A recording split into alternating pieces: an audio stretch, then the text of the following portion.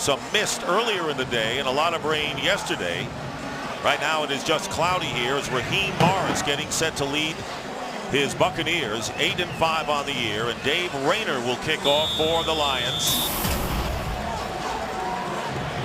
And back deep, the very dangerous Michael Spurlock, who has 3 career return touchdowns to his credit. Game is underway and it's a short kick, and Spurlock fields it on a bounce at the 9. And is tackled at the 27-yard line, and that's where the Buccaneers and Josh Freeman will go to work, and already tempers flare on the opening kickoff. That's pretty quick, Charles. Didn't take long, but the Buccaneers fighting for a playoff spot, and the Lions are fighting for respect. And many times they clash, don't they? Let's take a look at the lineups. So you have a second-year quarterback, a rookie running back, and 2 rookie wide receivers, and they have all produced for Tampa Bay this year. And the offensive line, 2 more rookies at guard in Ted Larson and Derek Hartman.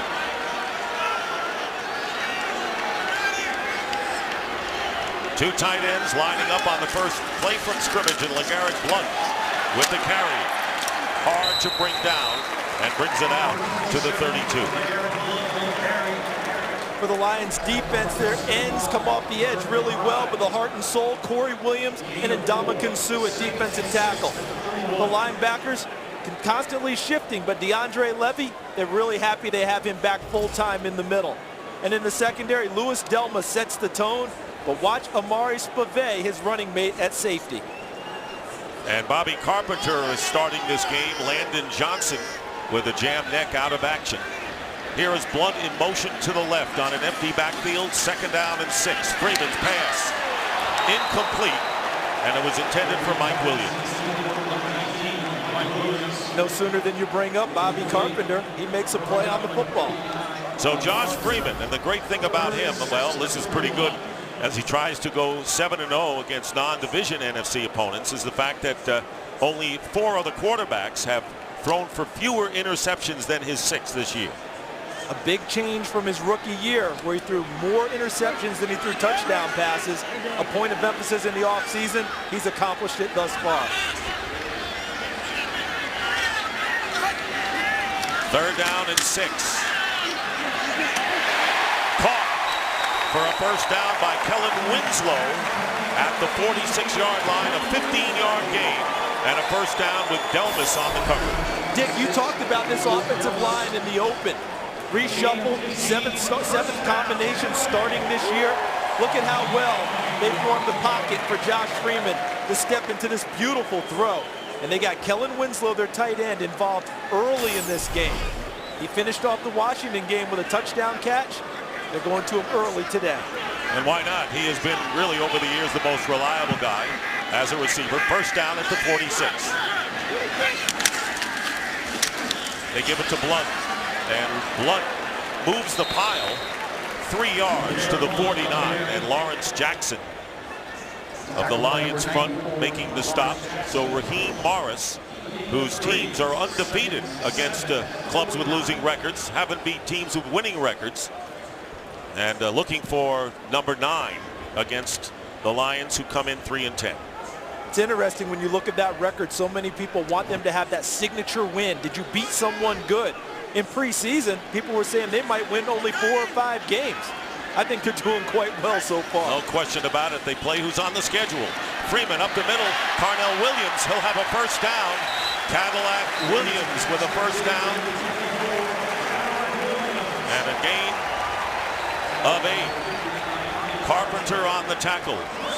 So the Lions, who ended a string of 19 straight division losses with that victory you referred to against Green Bay last week, now trying to end really the Achilles heel for this club, the 26 straight road losses. First down, ball at the 44 of the Lions.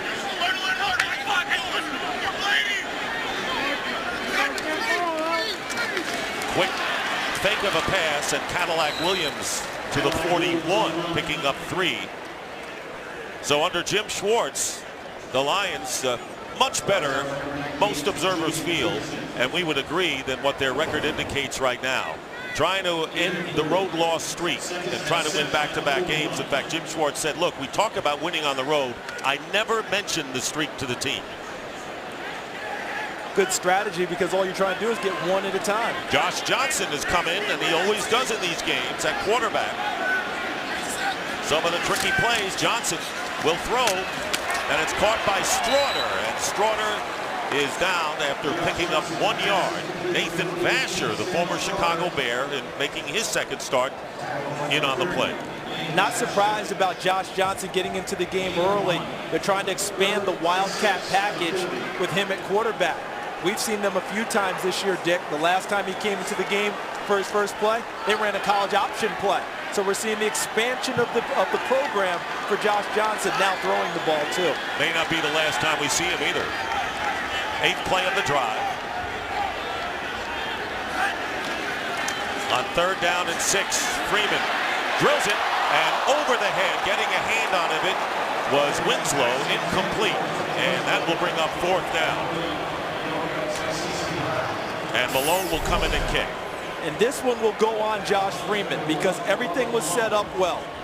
Excellent protection, able to step up with no one in his face, feet were clear, able to fire, and he just threw it a little bit too high for Kellen Winslow. Stephon Logan is back deep. 2nd in the NFL in kick returns, 4th in punt returns, and rookie Robert Malone, that's another rookie that the Bucs have, will be kicking from midfield. Fair catch called for by Logan, and the ex-Steeler fields it on the 19. So the Detroit Lions and Drew Stanton come out for their first offensive foray. Drew Stanton coming off his first career win as a starter against the Packers. Charles mentioned that 4th quarter touchdown of 80-yard drive. Starting from the 20 are the Lions.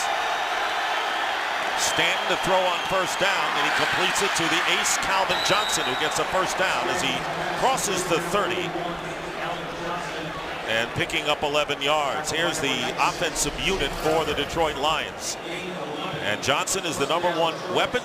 Brandon Pettigrew, one of the better tight ends. Number 84, also a target, and an offensive line. Once again, Corey Hilliard is at right tackle. 1st down at the 31. Maurice Morris, and picking up good yards with Sean Jones on his back, picks up 7 with 5 minutes gone by in the game. Tampa Bay defense, Frank Ocam, number 98, a defensive tackle, replacing the rookie #1 pick, Gerald McCoy, out for the season with a bicep injury. In the middle, Barrett Ruud controls everything, has the ability to check and shift defenses.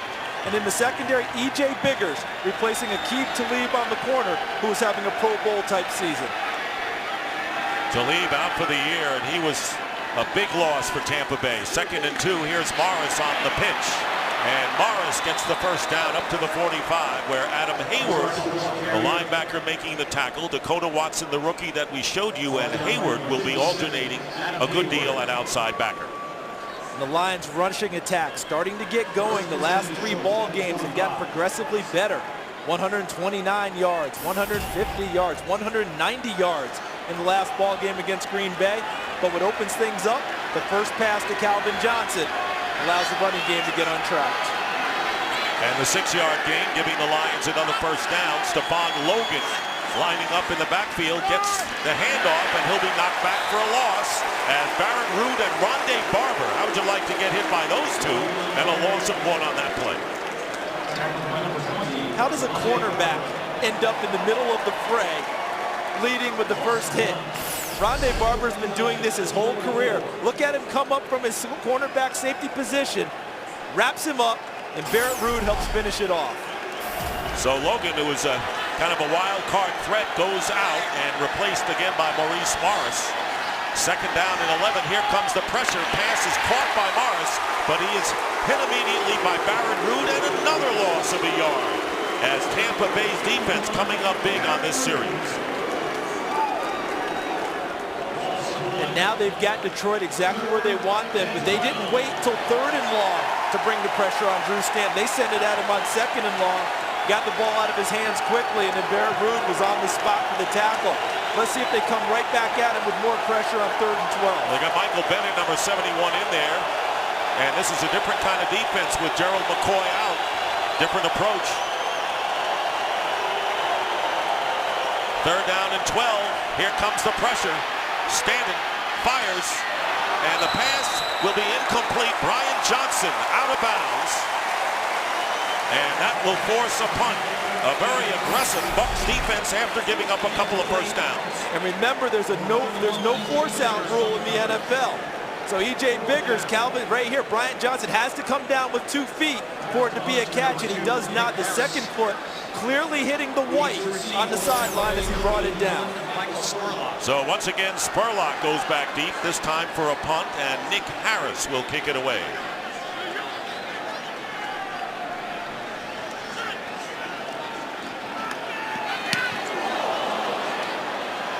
Low kick.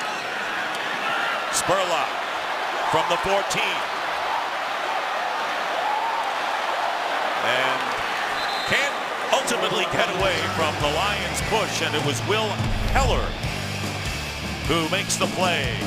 Johnson couldn't get both feet in bounds, and we'll be right back. There's Drew Stanton. Each team has had the ball once. They've gotten 2 first downs before they've had to kick it away. And now the Buccaneers will start from the 16 with their 2nd possession. First and 10, it's the 16.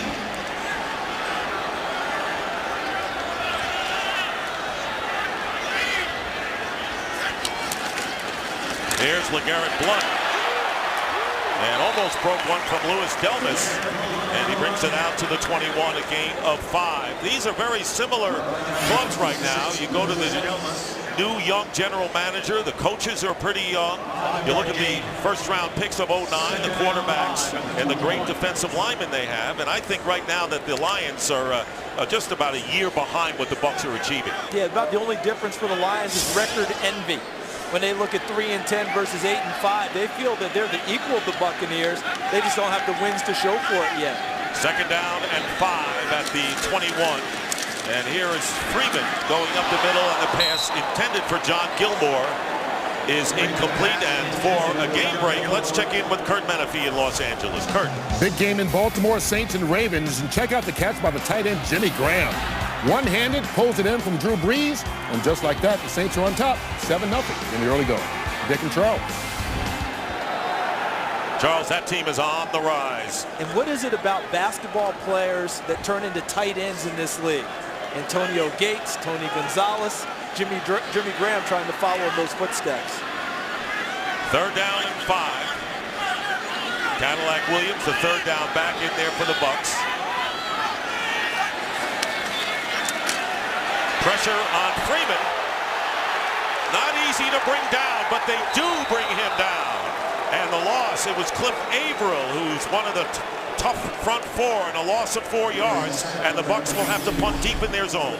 And we talked to Cliff Averill on Saturday about the #1 mission for his defense in pass rush. And he said, trying to get big number 5 on the ground, because he's so strong. It reminds people of Roethlisberger or McNabb in his prime in the pocket, where people just bounce off. And if you bounce off, he tends to turn it into a big play. That time, they got him down. Malone will kick from about the 5, and Stephon Logan is deep. And this kick angling to the sideline, and the fair catch called for by Logan. They'll mark it at the 32. No score. Teams feeling each other out early on. Just under 6 minutes to go in the first quarter.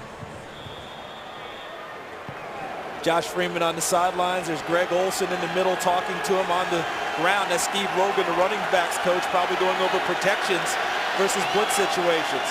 First down at the 32 for Drew Stanton and the Lions. Maurice Morris slips. Javid Best is in the game, and he slips, and the field is not in perfect shape, is it? You talked about the rain yesterday, Dick, the misting before the game. A A lot of guys were slipping in pregame warm-ups, so many of them switched to longer cleats to try and gain balance. That didn't work that well for Javid Best, who of course is playing with 2 cases of turf toe. 1 on each foot. Very hard to keep your balance when your dogs are barking at you on every play. So Maurice Morris has come back in on 2nd down and 12. Play action for Stanton, and his pass, it's caught by Calvin Johnson. His 2nd big catch of the game, and he gets close to midfield, and it'll be a 1st down, getting 20 yards. And so the Bucs knew that Calvin Johnson was hugely dangerous coming into this game. Knowing it and defending against him are 2 different things. And the Lions offensive line gave Drew Stanton nice protection, and Scott Linehan dialed up a pass that he knows is comfortable for Drew Stanton. Nice little comeback route that he put right on the money for Calvin Johnson. 1st down in midfield, and the pitch to Stephon Logan, and there's the speed that Logan gives the Lions as he drives inside the Buccaneers 40 to the 37, where Lynch and Biggers combine to make the play. 13 yards for Logan. I think what Scott Linehan's doing early in this game is dialing up plays off of his sheet that are called people plays. In other words, I want to get the ball to these particular people. Let's figure out how to do it. Stephon Logan showing his running ability from the tailback spot in recent weeks. 1st down at the 37, and the inside handoff to Morris. And Morris gets inside the 30-yard line. Last week, the Lions had their best rushing game of the season, 190 yards with 7 different ball carriers against the Packers, and they're running against the 27th best run defense, so this may be their best chance. And what Scott Linehan, the offense coordinator, is doing is he's hitting them in different spots with each play. Pass downfield 1 play, toss sweep to the right the next play. They come back and run inside on the 3rd play.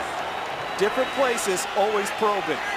After the 8-yard pickup, they keep it on the ground to Morris, and Morris will get the 1st down to the 26. Al Woods, the rookie defensive tackle, making the stop. There's so many people have first 15, first 20 plays they call openers. And some teams use them to attack. Some teams use them to probe defenses to get a read. Detroit trying to get a read on Tampa because Tampa changes up every week in trying to set defenses for the opponent, not necessarily just set a defense and say this is what we present each and every week. And not many teams do it that way. From the 26, Stanton gets time. And another catch by Calvin Johnson as he gets close to the 10, and a 1st down for the Lions. This good for 15 yards. This is a Megatron play, Calvin Johnson's nickname. He's just bigger and stronger here. Rondé Barber is one of the better corners in the league. But look at Calvin Johnson. Sends him by and then sets up in positions like he's boxing him out in basketball. Has his body in front of Barber's, and Barber can't get around him and can't see in order to make a play. 47 yards for Johnson so far. Needs 84 to go over 1,000. 1st down and goal at the 10. Caught by Burleson, trying to get in the end zone, and does! And the Lions get the touchdown. E.J. Biggers hanging on for dear life, trying to keep Burleson out of the end zone and could not, and Detroit strikes first.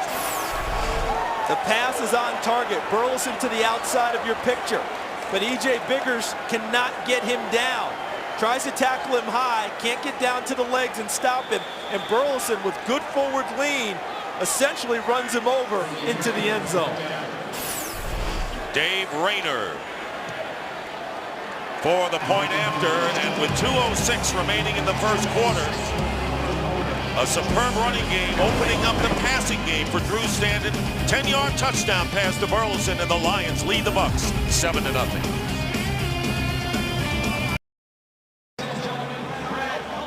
Nate Burleson on the left, who powered E.J. Biggers into the end zone for the touchdown to cap a 7-play, 68-yard drive. Stanton was perfect in that sequence, and Calvin Johnson made 2 big catches there. So Rayner kicking off. Again, it is short, and Spurlock at the 18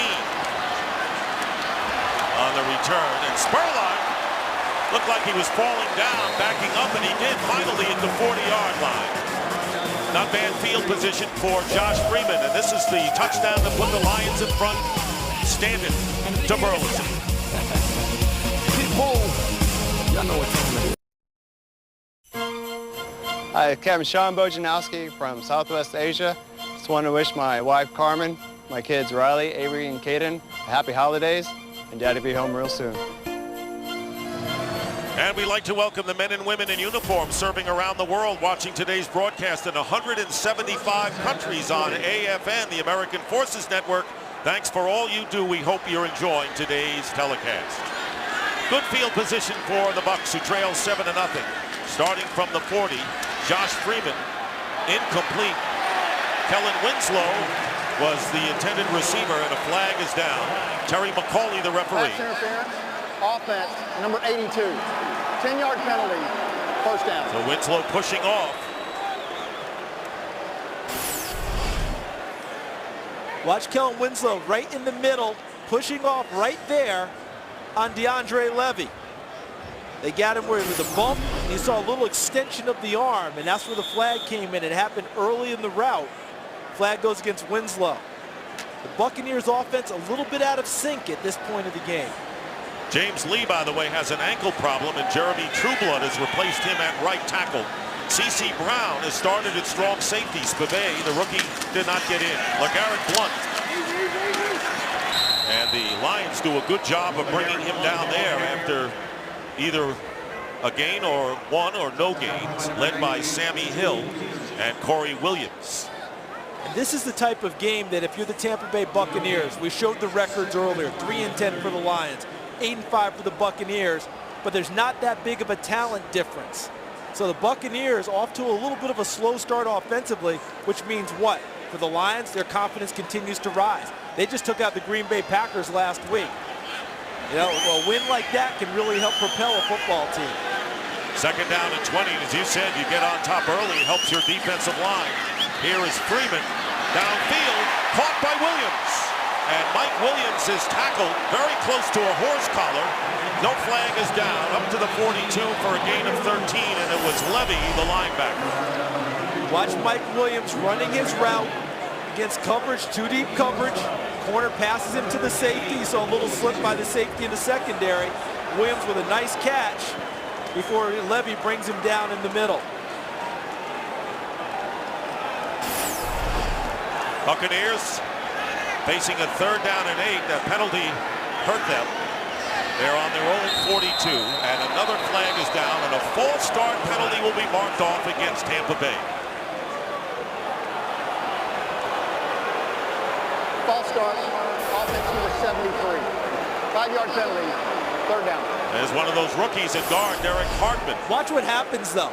Watch right there. Ndamukong Suh moves, and then Hardman reacts. See that? Suh made the move. He has the opportunity to get back out of the neutral zone, but Hardman reacted, so the penalty goes against the Buccaneers. That move has to be instantaneous. So 3rd down and 30. Ndamukong Suh, who's played beyond his years as a rookie defensive tackle, now 3rd and 13, and weird snap, and the ball into the hands of Carnell Williams, and he'll get the first down to the 45 of the Lions. That could have been disaster for the Buccaneers. Instead, it turns into an 18-yard gain. And time runs out. Not aesthetically pleasing from the snap, but Josh Freeman able to just get rid of the football, and it turns into a first down. That's the end of the first quarter. The Lions in front 7-0 over the Bucs, and Fox NFL Sunday will continue after these messages. Our early stats, and the Lions have the edge, and they have the edge in the score as well. Yeah, but it's a very small edge. All right, they're up enough to give them a 7-0 lead. The best part for them is just how Drew Stanton has played early, his accuracy throwing the football. Start of the second quarter, Dick Stockton and Charles Davis. First down at the 45. Here's Freeman, and the pass nearly intercepted. Mike Williams, the intended receiver, and the Lions had defenders back there. The previous play where they got the first down off of a bad snap by Jeremy Zuttah, really well done. Look at the eyes of Josh Freeman, the concentration, stays with the ball and then gets it out of his hand quickly. And Cadillac Williams catches it on the middle screen to the running back and then gets upfield for a first down. And Ndamukong Suh still out of the game for the Lions. Second down and 10 at the 45. Here's Cadillac Williams, has some running room, and Williams gets close to the first down, short by a yard. Levy finally brings him down to the 36. I don't think it's a stretch to say that Cadillac Williams is rejuvenated this season. And what I mean by that is he started out as the starter, was getting the bulk of the carries, and the emergence of LeGarrette Blount had to sting him a little bit. But he's accepted his role, and now maximizing on the limited carries that he gets while still remaining one of the team leaders, especially as a third down back. Suh is back in for the Lions. It'll be third down and 1.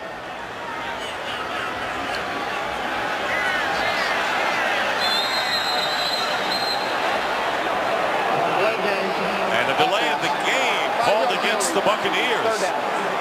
They have shot themselves in the foot on this drive, even though they're in Lion territory, with 3 penalties since they took over. If you spend any time around Josh Freeman, you don't feel like he's a second-year quarterback. You feel like this guy's been in the league 10 years. But you have to remember, he still is a second-year quarterback learning the ropes, because that's the type of mistake that happens with young quarterbacks, not knowing the play clock, not knowing the time ticking down, and you end up with a penalty. You bring out a great point, because you just assume, okay, they don't play like rookies, they're veterans. No. But that guy, you just don't expect those things to happen, but they don't happen often. He's not what you call a repeat offender in the mistakes category. Third down and 6. Here's Williams. And Williams will be stopped 2 yards shy of the first down, and for a game break, let's check in again with Kurt Menefee. Saints Ravens turning into a battle of rookie tight ends. We showed you Jimmy Graham score for New Orleans. How about Ed Dixon, the rookie out of Oregon, starting in place of the injured Todd Heap? His first NFL touchdown ties it at 7 apiece. Dick and Charles. All right, Kurt, thank you. And the Buccaneers are going for it on 4th down and 2 on the 37 of Detroit. In that tough part of the field, too far for a field goal, possibly too short for a punt. Confidence in the offense. Go get it. Freeman looking for a receiver, finds one, and it's caught by Aurelius Ben. And Ben, one of the 2 outstanding rookie receivers, holds on, and a first down after the 13-yard gain to the 25. You want to see how valuable Cadillac Williams is? Watch Cadillac Williams blocking to the left of your screen. That helped pick up a blitzer. Freeman now had more time to use his legs to get out of the pocket, and that allowed Aurelius Ben time to get open downfield for a first down. Freeman looked like a veteran on that play. You notice one mistake. Did that knock him off his task, did it? First down on the 25. Freeman caught. Touchdown, Mike Williams.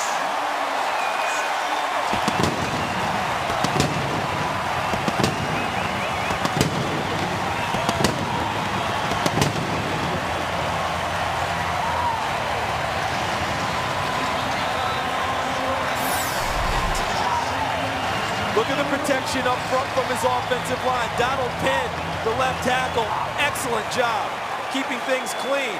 That allowed Josh Freeman time to look for 3 different targets before he settles on Mike Williams with the touchdown strike. I said they were a little out of whack on offense. They synced up in that drive. And a little Tampa leap at the end of that. A 24-yard pass play, and Connor Barth with the extra point ties the game. 8th touchdown catch for rookie Mike Williams from second-year Josh Freeman. Get an idea, this team has a great upside. And the scoring drive, despite 3 penalties, going 60 yards, and the Bucs tie it up. 16th rookie touchdown this season, most in the NFL. Who was the number 4 pick, Mike Williams out of Syracuse, and Connor Barth kicking off. It's a short kick. And Picking up is one of the heavier fellows, and he stopped at the 30. That was Andre Fluellen. Now watch on this play. You're going to see some elements of Don Coryell's old West Coast era Coryell offense. 3 guys, all right? 1, 2, and right here. Look at that. Now the 3rd guy is the one you want to keep your eye on because he's the dagger, all right? 3 different receivers on 3 levels in the same sight line as the quarterback. That was a characteristic of Air Coryell. It's like clicking, you know, you take a snapshot, look a little higher, touchdown. Javid Best in for the 2nd time, gets the handoff, and Best brings it out to the 32-yard line. So the Tampa Bay Buccaneers, and what a reversal this has been this year from 3 wins. In fact, they have nothing on Michael Connolly's novel, the reversal. They're playing like Harry Bosch. That means they're going to ferret out everything, right? This is a team that's going to do their investigation. They're going to figure out the right pieces, the right places, and try and get things moving in the right direction. Well, they've done that. I mean, this team now battling for a playoff spot when in preseason, no one had that predicted. Stephon Logan in at the top of your picture as a receiver, 2nd down and 7. And Standon's pass caught by Brandon Pettigrew. And he works his way for a 1st down to the 43, getting 12 yards. So Pettigrew, one of the most productive young tight ends in the game, keeps it going for the Lions. Last week, Drew Stanton struggled through the first 3.5 quarters against Green Bay. Never got comfortable, never established a rhythm. Not the case today. He's come out very comfortable right from the beginning. Look at the numbers. Scott Linehan giving him throws that are the ones that he favors and can make easily. From the 43, and now Logan lines up behind Stanton. And he gets the handoff. And not going to get much as Rondé Barber forces the play, and a gain of only 1. And earlier today, about 2 hours before the game, Sean Hill, who suffered a broken right index finger 3 weeks ago, but improving each week in practice, and he is eligible to play today, talking to the coach, Jim Schwartz, but unable to start today. And there's Matthew Stafford, who's their #1 quarterback. But I also think that Drew Stanton's leading the game-winning drive against Green Bay gave him another opportunity to say, hey, let's rest 1 more week, Sean Hill. Pass caught by Tony Scheffler, and Scheffler works his way out of bounds. A flag comes down from the secondary, and it may be against the Lions. Pass interference, offense number 84. 10-yard penalty, 2nd down. Scheffler caught the pass, but Pettigrew called for the penalty. You don't often see pass interference against the offense anyway. We've seen 2 already today, both of them against the tight ends trying to work downfield. And these are tight ends that they like to target frequently. Pettigrew, one of the better combo tight ends in the league. He can block with the best of them and has turned into an excellent pass catcher. And when you don't win, you commit penalties, and the Lions have the most in the league. 2nd and 19, back to the 34. There's Logan again in the backfield. And Logan again with the play, and he's hit immediately by Geno Hayes for a loss of 2 yards. Logan couldn't get started on the handoff. In trying to work in guys on people plays that I talk about, you often start to get a tight. All right, what is this guy going to do? Well, from that position, they love to hand it to him.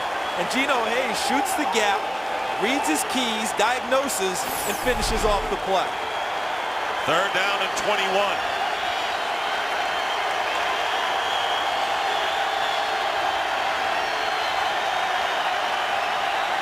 Tampa Bay looks like they're going to play coverage here. 3rd and 21. Stanton taking off. Drew Stanton.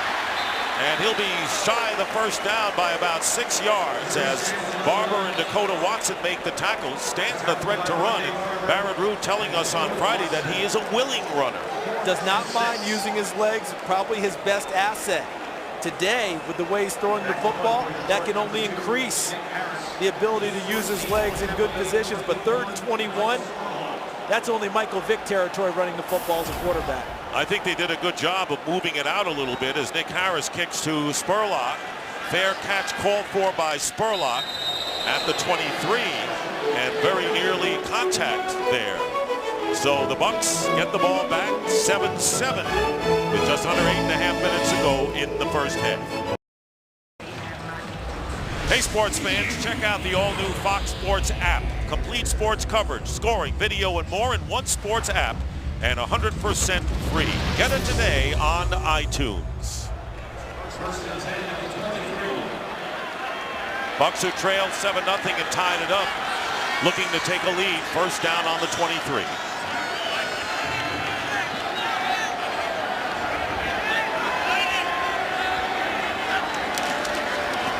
LeGarrette Blount. And that was DeAndre Levy who came up to make the play, limiting Blount to 2. Dick, Josh Freeman at quarterback is staring across the line of scrimmage at an old friend of his who they actually had a little rift in their relationship. Josh Freeman, coming out of high school, was a commit to the University of Nebraska to play quarterback there. Ended up decommitting, going to Kansas State, but he would go up there on unofficial visits often and spent a lot of time with Ndamukong Suh. And they were really good friends until he decommitted. And then Suh got upset, really didn't forgive him for it.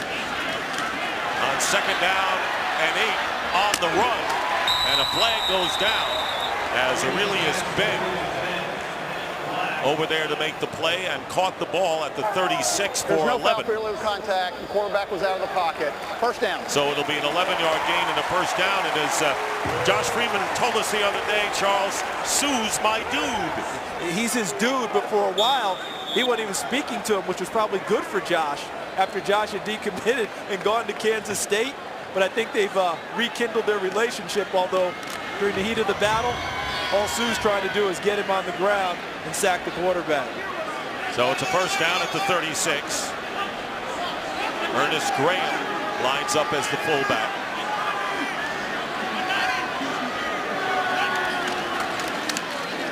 Fake, quick pass to Graham out of the backfield. And Ernest Graham, forward progress will be marked at the 40, getting 4 yards. Nathan Vasher making the tackle on the play. Graham, who was once the chief ball carrier for Tampa Bay, has had a great attitude in adjusting to his role. Of course, he's had myriad of injury problems through the years. It's been part of the evolution of this team. You know, going Ernest Graham, no longer the primary guy. Cadillac Williams was, and now LeGarrette Blount becomes that guy. But there's still a role for Graham, still a role for Cadillac Williams. Second down and 6. Here's Blount. LeGarrette Blount may have the first down as he needed to get to the 46.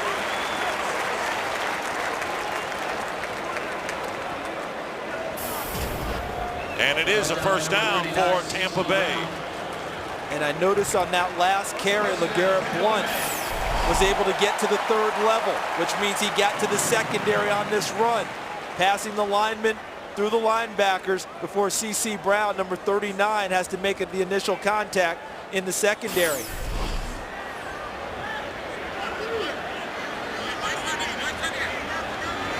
Ball at the 46 of the Bucs.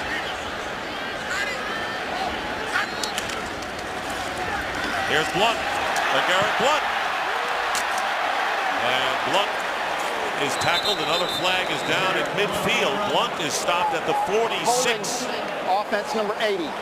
10-yard penalty. And first down. Ryan Purvis, who is the 3rd tight end. It was a power run all the way, holding on the play, and that will set the Buccaneers back into their own territory. Right in the middle, there's Ryan Purvis. And you can see the grab right there on number 59, Bobby Carpenter. Penalties have hurt Tampa Bay. We talk about all of the injuries as Carpenter is out of the game to the Bucs. Louis Delmas, who's been battling a groin injury, has been given way to John Wendling and free safety. It'll be 1st and 18 now. Pressure on Freeman from behind. Avoids the trip. Stays on his feet and gets back to the original line of scrimmage, the 46. And pushing going on here. as Donald Penn, with a little shoving from the Tampa Bay side, trying to get away from Cliff Averill, and Freeman did a pretty good job of it. We talked earlier about the strength of Josh Freeman on display here. Cliff Averill trips him, stays on his feet. He's stumbling, gathers himself, and almost makes John Wendling miss as he tries to cut back inside. So now that gets him back to 2nd and 10, which means it's a manageable situation instead of 2nd and 15. Got 8 yards out of it. And here is Freeman. Can't step up. And the pass caught by Graham. First down. Ernest Graham, talk about ad-libbing. And a gain of 14 yards. And a first down to the 39 of Detroit. Sue put the pressure on the quarterback. And at the end of the play after Graham catches it, but look at this. These are back-to-back plays by Josh Freeman. That's his dude, huh? Well, his dude tries to put him on his back and does, but not before Freeman gets rid of the ball. Back-to-back strength moves, almost Arnold Schwarzenegger in the pocket and creating plays for the Buccaneers. Again, they go with 2 tight ends. First down on the 39. LeGarrette Blount. First down, still on his feet. LeGarrette Blount goes in for the touchdown, and Mike Williams, the receiver, with a key block.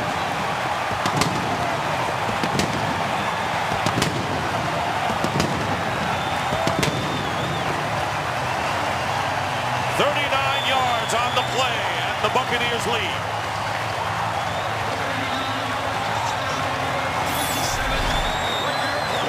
The strength of LeGarrette Blount in the open field. He breaks through the first one. There's a nice block there by Maurice Stovall, number 85, and then Mike Williams with a finishing block that allows Blount to get into the end zone. And you talked about the Tampa leap, the second one of the day for the Buccaneers. What a rookie year for Blount and Connor Barth.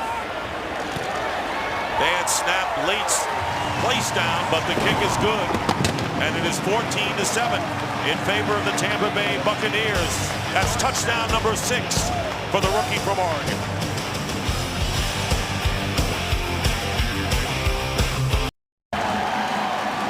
There's the scoring drive, and LeGarrette Blount second among the rookie runners, now with 729 yards.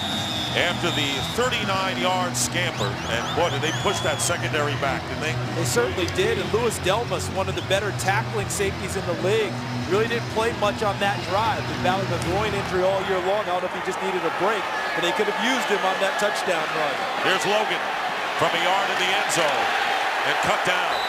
Good coverage by the Buccaneers at the 15, led by Aurelius Ben. 14-7, the Bucs trying to go to 9-5. In high definition on Fox. First down on the 16. Stanton fake handoff.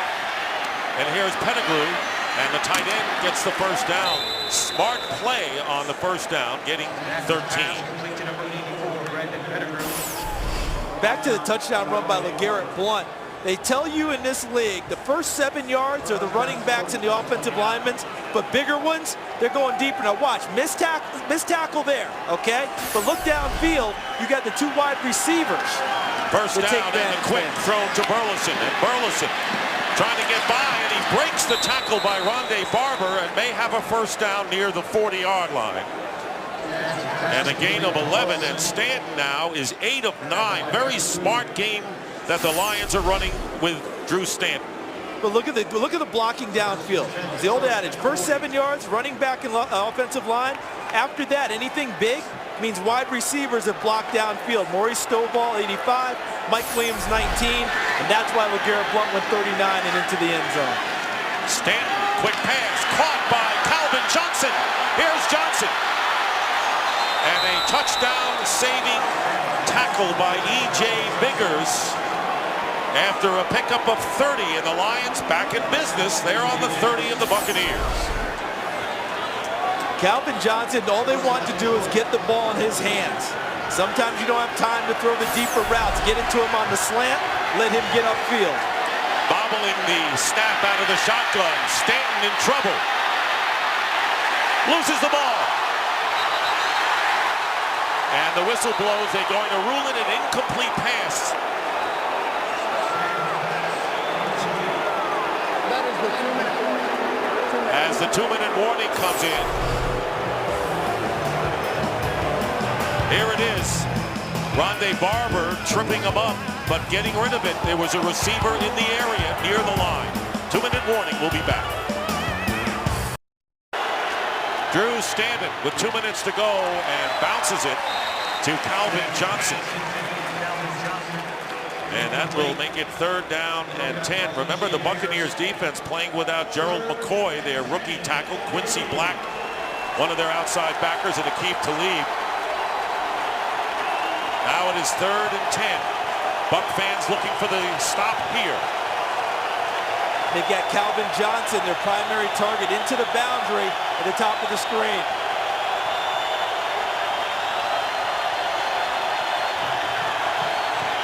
From the 30, Stanton's pass, and it's caught by Calvin Johnson. And Johnson has a first down inside the 15. So they went to the #1 target, and he got free. What you hear is that teams always roll coverages, and he beat it anyway, because coming out of the line of scrimmage was number 91, Styles White. Zone blitz scheme, he ran out to try and double team Calvin Johnson, and he beat it for the first down. 17-yard game, and Stanton 10 of 13. Ball is at the 14. Handoff is to Maurice Morris, and a good play as a flag goes down. Morris is tackled. Holding offense number 78. 10-yard penalty, first down. So a holding penalty against Corey Hilliard making his second start, with Gosder Cherlis on injured reserve, the right tackle. Once again, the Lions in a prime position to score points, hurt themselves with a penalty. Especially when you want to keep it field goal range at worst.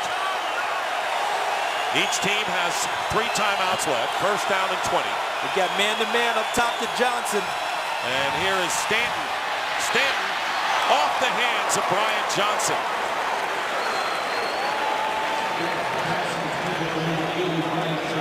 Why they don't look backside to Calvin Johnson on this play, I'm not quite sure. This looked like what they call man-free coverage. You give him a shot when it's one-on-one coverage. The coverage is good with biggers. I'll throw it up there and let Megatron make a play at 6'5". That's just me. Second down and 20. Tony Scheffler lines up as the single tight end, number 85 for Detroit.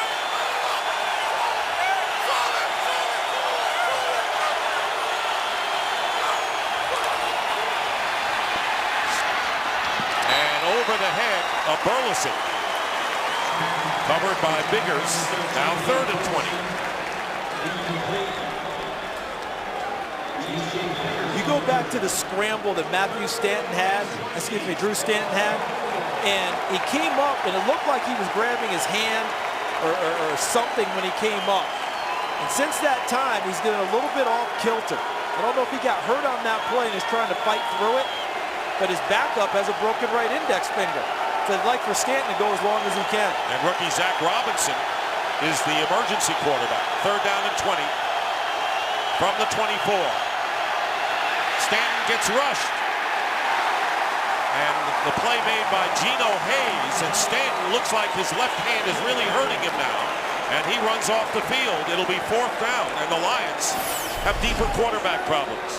Right in the middle, unblocked, because Javid Best is supposed to pick him up, number 44. Hayes runs by him and gets right into the face of Drew Stanton and knocks off the timing of the play. But you can go back to 1st and 10. Penalty on Corey Hilliard makes it 1st and 20. That's where we are now. And another penalty. Offense, number 5. 10-yard penalty, loss of down, 4th down. Intentional grounding, and Jim Schwartz wants an explanation, you think? I would like one myself. He's trying to throw the ball from the pocket. He got hit on the play. I'm not sure how we're getting intentional grounding out of that one. And on a play like that, it has nothing to do with whether there's a receiver out there. If you're just, I mean, he was hit trying to throw the football. Arm was hit as he was throwing it.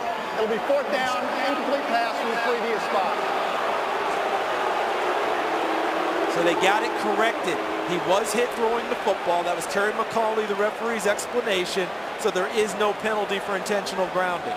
I think that was very nicely done by Terry McCauley's crew, getting together and discussing it. So Dave Rayner taking the place of the brilliant Jason Hansen, who suffered a sprained knee, and he's on IR. This is a 41-yard try with 1 minute to go in the first half.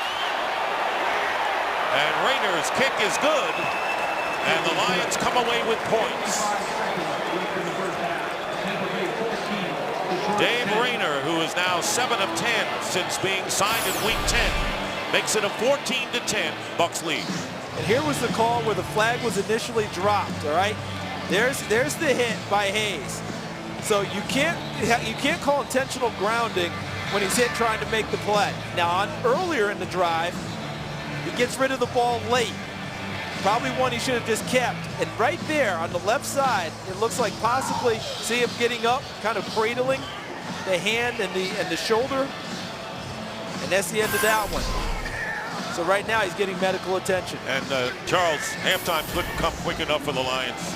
Now, number one, you hope that Drew Stanton is okay. That's your number one thing. Make sure he's all right. He's a tough nut, right? This is a kid who wants to play. He's waited a long time to be a starting quarterback. He's not going out unless there's something seriously wrong with him. 10-play drive. They get 3, but it keeps them in this game in the first half. 14-10 with 55 seconds left. Lions took a 7-0 lead on Stanton's touchdown pass to Burleson. Here is Spurlock on the return.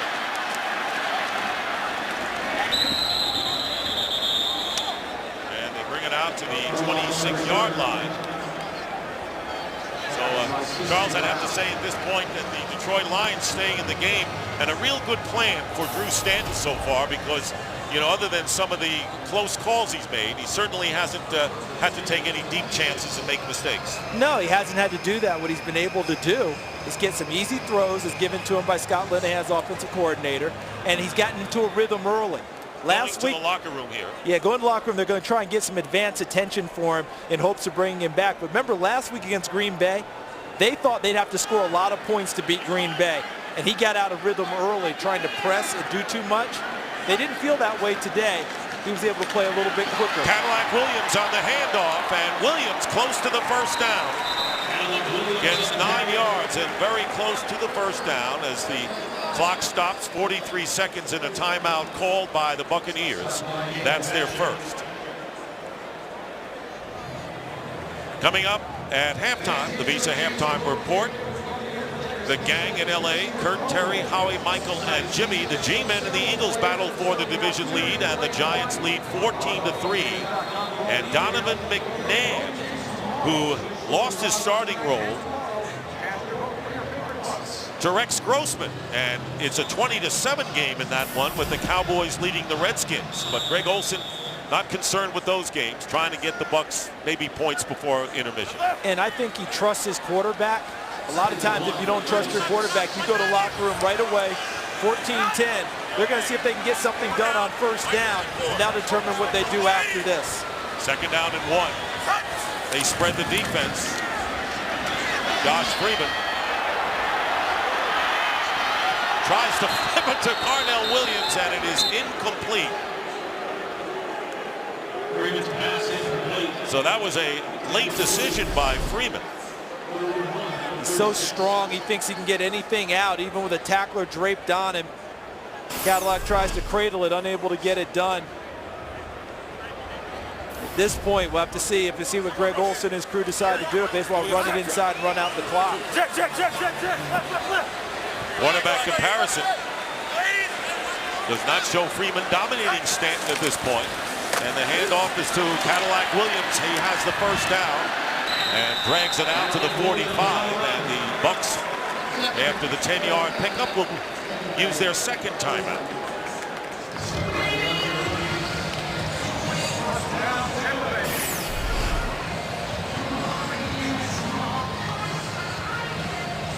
Right there, Gino Hayes on the rush. And that's when we think Drew Stanton got the injury that sent him to the locker room early, where they're going to check him out. It looks like his left side that he's trying to cradle as he gets up off the ground. And remember, Sean Hill, who came out 2 hours before the game, Charles, to try to throw with his broken right index finger.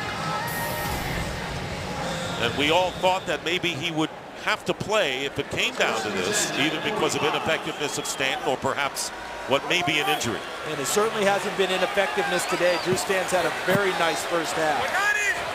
From the 45 of the Bucs, first down. Freeman's pass incomplete, intended for Sammy Stroughton.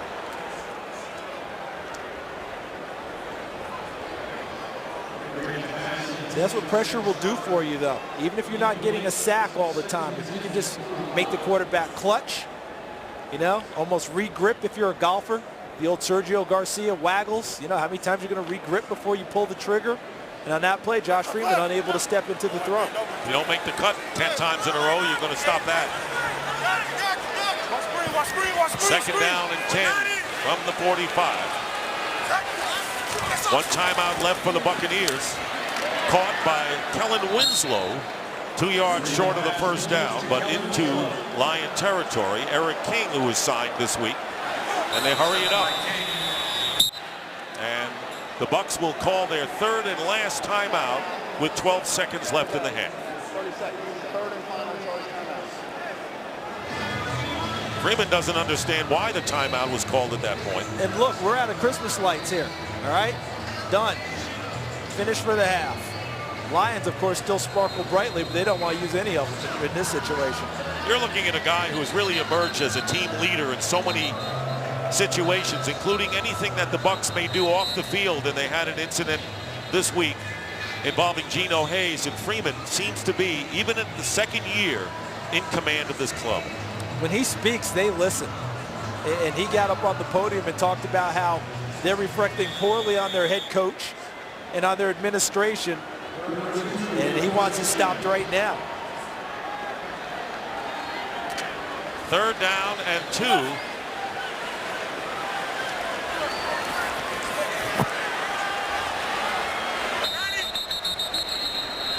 And now the Lions call a timeout. So they want to talk about the formation that they saw. And Jim Schwartz wants to talk to his unit. I guess they wanted to make sure one of those lights, see, right there, one of those lights just went out. So I guess the Lions want to make sure one went out, but I think really Jim Schwartz saying, hey, guys, 12 seconds, we can't give up anything cheap to end this half. Let's make sure we're totally on the same page, totally connected in how we plan to play defense. It looks like a Christmas light, and of course we want to wish everybody a Merry Christmas and Happy Holidays. Decorating our Fox box. 12 seconds remain in the first half. One timeout, 2 timeouts left for the Lions. It's going to be hard to get off a field goal try with no timeouts remaining. Might want to take your big shot at the end zone right now and go for your Hail Mary. Third down and 2. Flushed from the pocket is Freeman, and he's forced to throw it away with 7 seconds on the tick. Cliff Averill, who didn't finish last week's game because of bruised ribs, again trying to get to Freeman. And he's coming out of the game. He signaled to the bench immediately. We talked to him on Saturday, and he talked about having a strained oblique. And now he comes running out of the ball game, and now we got 4th down. So if you're the Buccaneers, I think it's too far to even think field goal. You're going to have to try your Hail Mary. But how about the Detroit Lions front four disrupting the last pass where Freeman never had a chance to set up and throw it? Lawrence Jackson replaces Averill. Final seconds of the half. Pass is caught by Kellen Winslow. And Winslow is going to go down as time runs out. And that will do it as the Bucs getting all they can handle from the Lions. It is halftime with the score. The Buccaneers 14 and the Lions 10. And Fox NFL Sunday will continue with the Visa halftime report after these messages. As we get ready for the third quarter, the Buccaneers lead the Lions 14-10 on an overcast day here in Tampa. Follow your favorite team all season long. Go to itunes.com/NFL.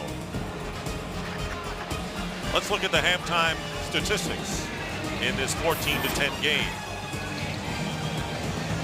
Tampa Bay picking things up in the running game. Overall, though, I loved what Detroit got done offensively because they got their quarterback settled. They got Drew Stanton moving in the first half.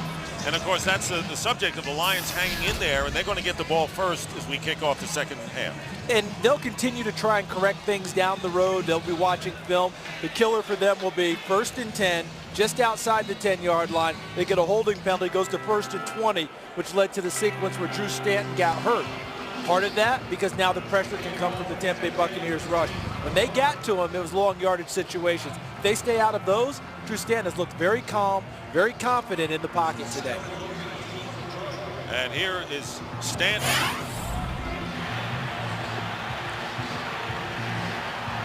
There's where he might have hurt that left hand.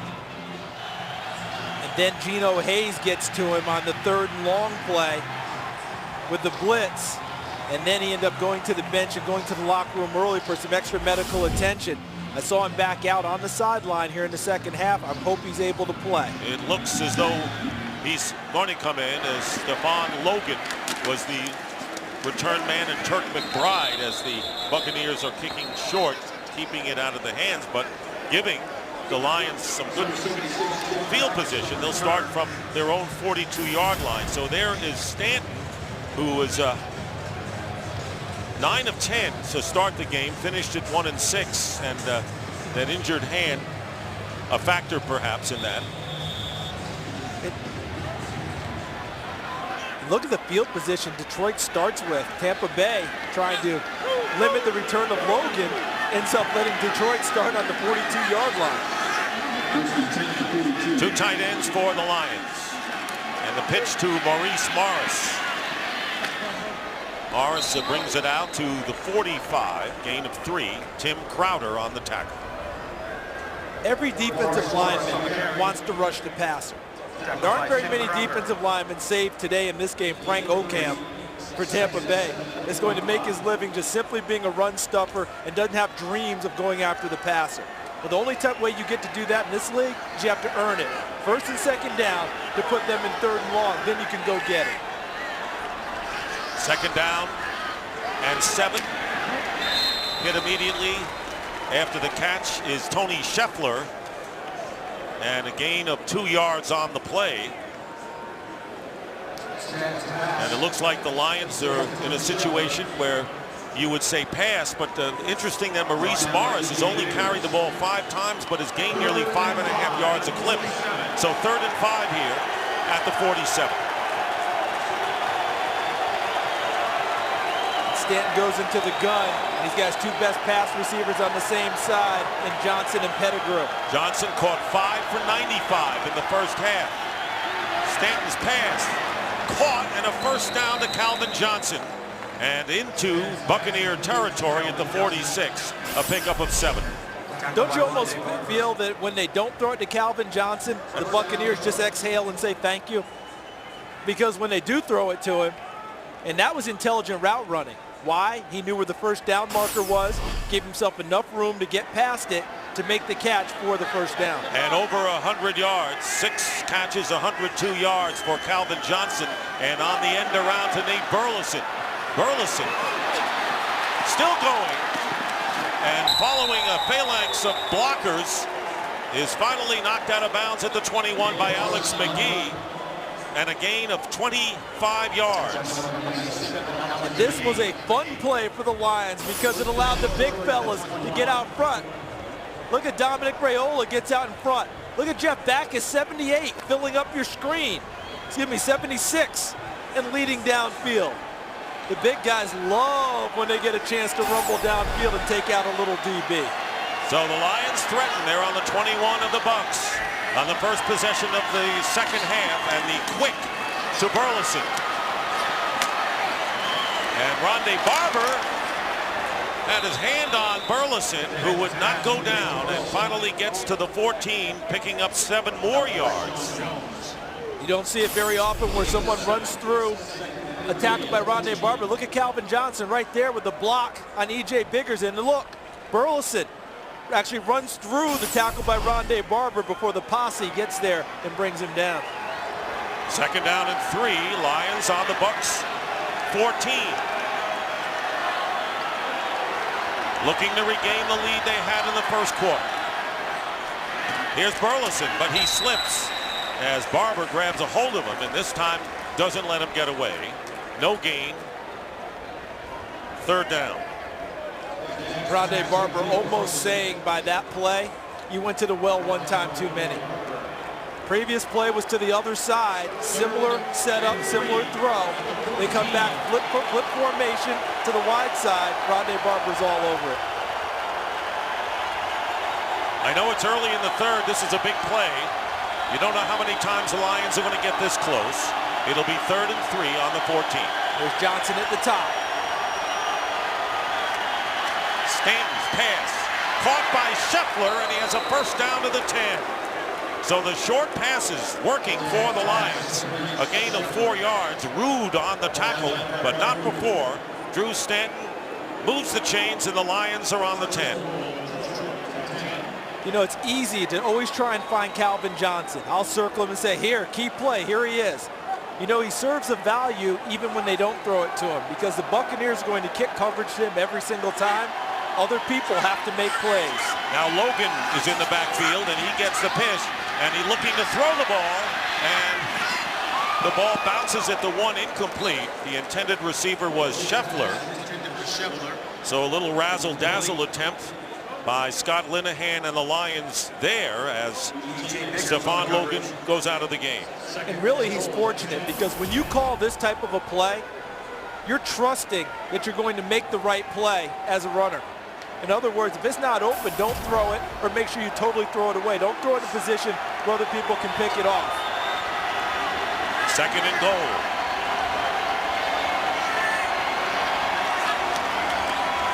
Maurice Morris up the middle.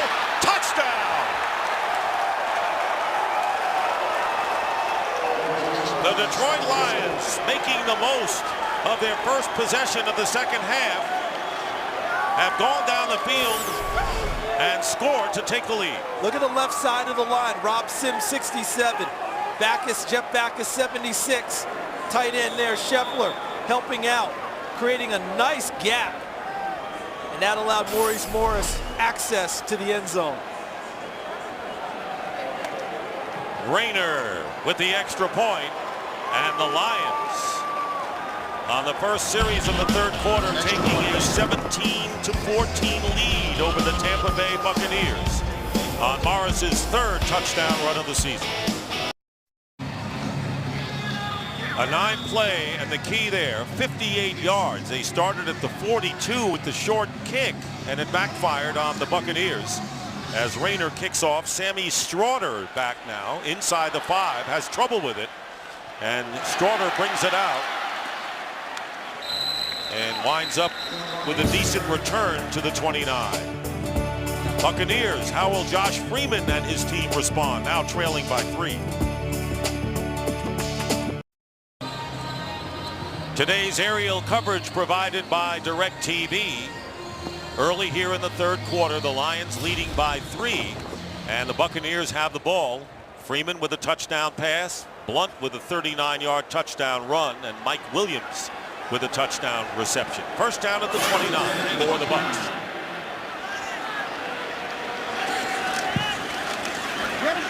On first down, Freeman. Mike Williams. And they rule it a catch at the 43 and a first down. John Wendling, the free safety.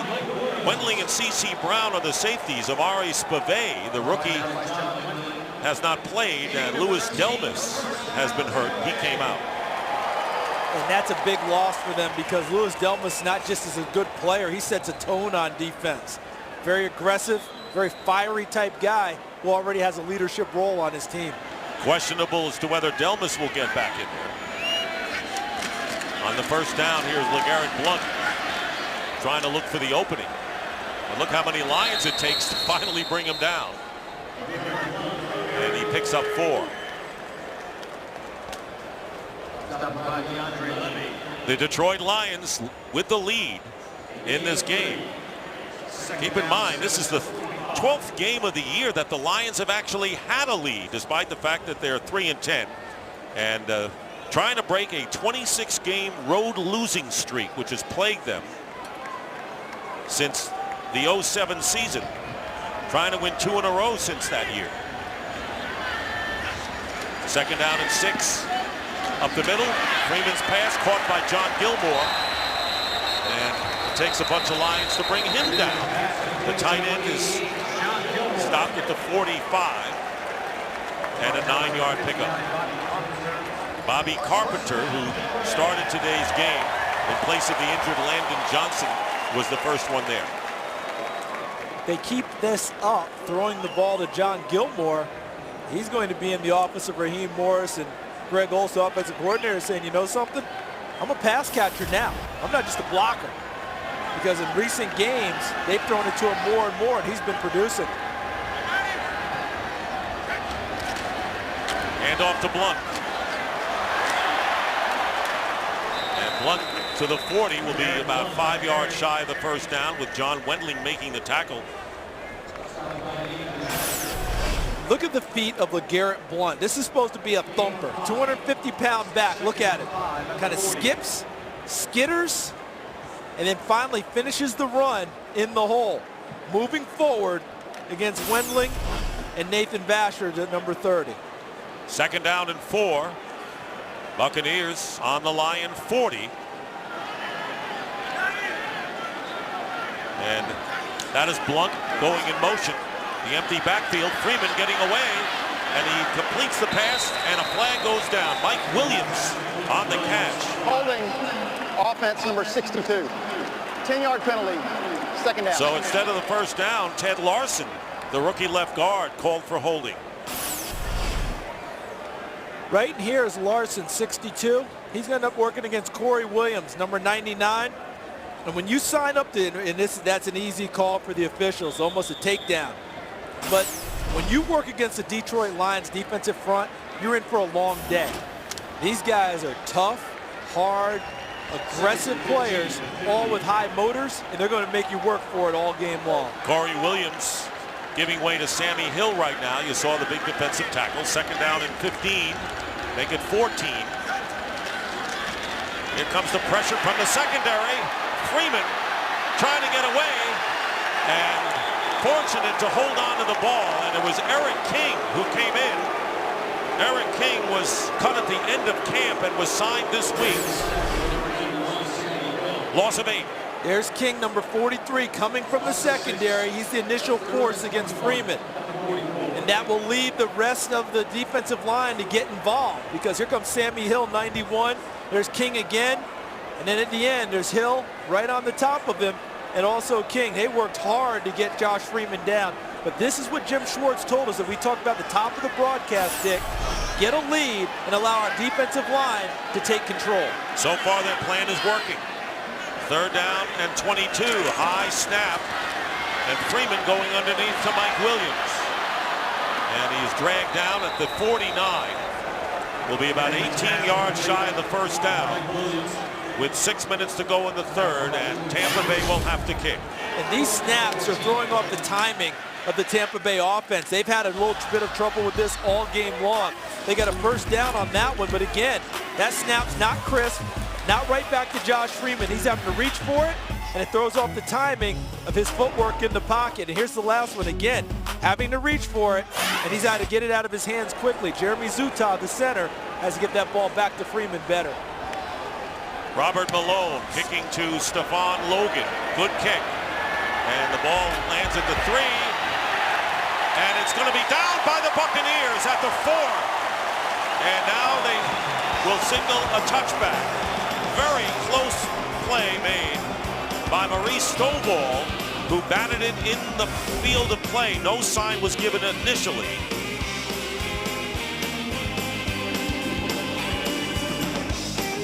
That's Stovall and his foot on the line.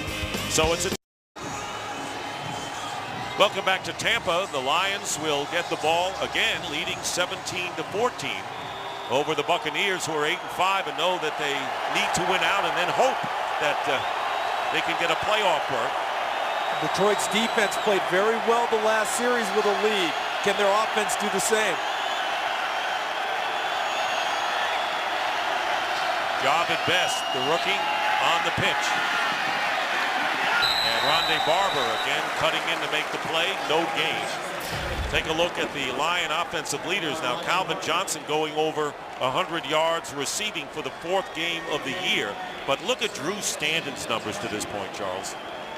A total reversal from this point of the game in last week versus the Green Bay Packers, where he was well below 50%. You know what his quarterback rating was for the first half against the Packers? Seriously, 2.8. But in the second half, it was over 100. That's an improvement, I think. Screen intended for best is incomplete. And it'll be 3rd down and 10. And I'm seeing an aggressiveness now with Raheem Morris and the play calling, defensive play calling. He is his own defensive coordinator. And he feels like he's got to do something here to disrupt the timing of Drew Stanton. He just lost one of his cover linebackers, and Geno Hayes going off the field. Well, Adam Hayward has replaced the number 57. 3rd down and 10 from the 20. Crowd in full throat right here. Stanton drills it, and the pass caught for the first down by Calvin Johnson, who's having a tremendous game. Good for 11 yards. And that silences the throng. Watch here. Styles White is going to drop out, defensive end. He's supposed to be kind of the bracket guy. But Calvin Johnson has worked inside him on multiple occasions when they've run that defense and caught that slant pass before the safeties can get there. Calvin Johnson, first Lion with 2 years of 1,000 yards and 12+ touchdowns. Here's Maurice Morris. And Sean Jones brings him down from behind at the 35, gaining 4 yards. So here's the playoff story. First of all, the Tampa Bay Buccaneers, 8-5, and they know that if the Packers were to lose to New England, they would go to 8-6, and a victory would be important. It would put them in a tie with the loser between the Giants and the Eagles. So the Buccaneers, playoff hopes very much blooming, but trailing here. Giants up 24-3 in their game. New Orleans down by a touchdown in their game at Baltimore. Geno Hayes got a shoe on, and he's back in. The handoff is to Morris. Drives forward for the first down to the 42. A gain of 7. And the Detroit Lions trying to make it 2 in a row for the first time since the 07 season have been impressive to this point. That they have, and you go back, you mentioned Geno Hayes back on the field after getting his shoe on. They might have had a different defense called if he had been able to stay on the field and help cover Calvin Johnson. From the 42, Stanton off of Morris, incomplete.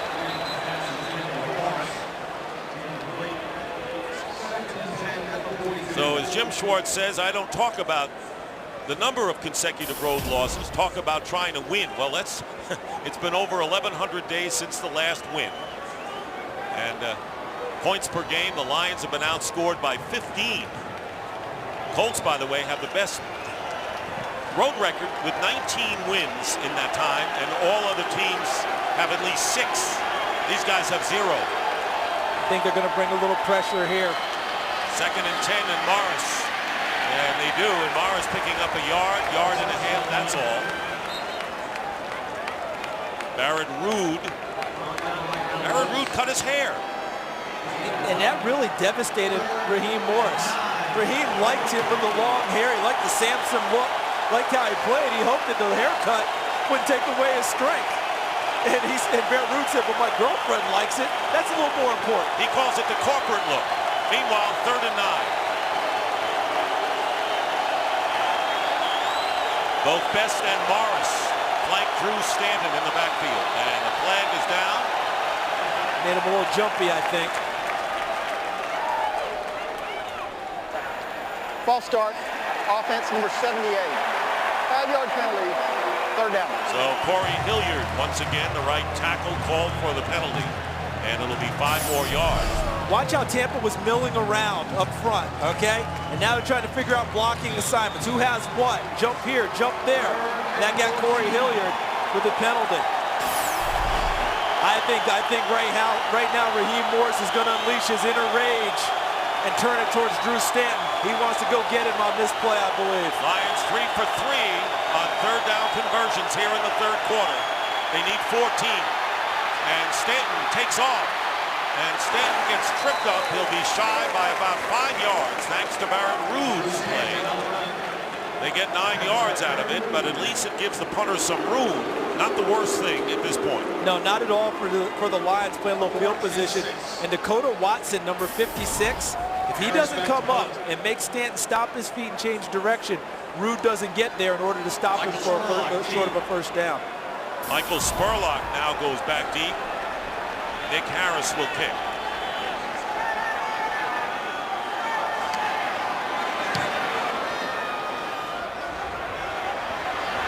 Spurlock from the 11. And he gets to the 22. Good coverage by the Lions. Led by Bobby Carpenter. We'll be right back. That's usually not going to go well for the home team. Josh Freeman has completed 14 of 21. 171 yards and has thrown a TD pass. Starting from the 21. Here's Ernest Graham. And running right into the defender, Julian Peterson. Time for a game break. Kurt Menefee. Indianapolis stopped Jacksonville on fourth down, gave their offense the ball, and Donald Brown said, thank you. 43 yards later, it's good for 7, and a 21-10 lead. Indy on top. Jacksonville needing to win the South. Indy needing to win to stay alive. Dick and Charles. Getting exciting here in Week 15. So many things at stake. And for the Buccaneers, they want to keep it going with a win. Looking for number 9. 2nd and 7. LeGarrette Blount. And the Lions hold him to a 2-yard gain.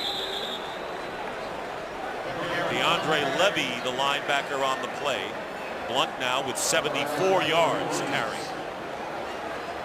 And that's the end of the third quarter. The Lions lead the Bucs 17-14. Fox NFL Sunday will continue after a break from your local Fox station. Players have gone to work, outscoring their opponents by a huge margin and only 20 points in the fourth quarter in the last 2 games. On the other side of the coin, the Lions have been vulnerable. We'll see what happens here. Dick Stockton, Charles Davis. Start of the fourth, it'll be 3rd down and 5. For the Lions, those 7 points last week against Green Bay, and they were the game-winning 7 points. Pressure on Freeman right away, and Freeman pass off of Williams, and 2 flags come down. Vasher was on the coverage. Pass interference. Defense number 30. Automatic first down. And the former Chicago Bear called for pass interference. Looked like pressure might have gotten to Freeman. Not the case. But watch Mike Williams working against Vasher. This is a veteran play by a rookie receiver. What he did was he allowed himself to get close to Vasher and made sure Vasher ran over him in order to draw the flag. That was a savvy move by the rookie receiver from Syracuse. First down now at the 42. Play action. Freeman getting away and goes underneath to Ryan Purvis, who's knocked out of bounds. That was all Freeman, doing a terrific job of spinning away from Turk McBride. And McBride made him flush very quickly. And McBride working number 75 against Donald Penn, who's getting a lot of Pro Bowl mention. Is one of the better left tackles in the league. And McBride on the get-off passed him quickly. Freeman fortunate to get away from McBride and try and keep it out there. And a flag has gone down. Too many men on the Illegal field. substitution. 12 men in the huddle. Offense. 5-yard penalty. 2nd down. Uncharacteristic with the Bucs penalties, particularly on offense today, Charles. That seems like a substitution penalty about a personnel decision. Which group do we want to have out there? And either someone made a mistake from the bench in terms of a player not knowing he was in or out of a certain personnel package, or they tried to get to something late. Well, it was a 1-yard loss, but now after the penalty, second down and a long 15. Freeman nowhere to go with it, and going out of bounds close to the first down. He may be about a half a yard short of it. Wendling and Peterson knocking him away, and he couldn't make the change. Freeman thought he got there. How about the move at the end with him reaching the ball, trying to get it past the first down marker? So back-to-back plays by young players by the Buccaneers. I don't know if they'll give him credit for it, but the thought was there. He understood where the marker was and tried to extend the ball. Now it's 3rd and short. And normally you would think LeGarrette Blount, but they've changed their short yardage runner now to Cadillac Williams. And Donovan Raiola, and there's the quarterback sneak by Freeman. Donovan Raiola, the younger brother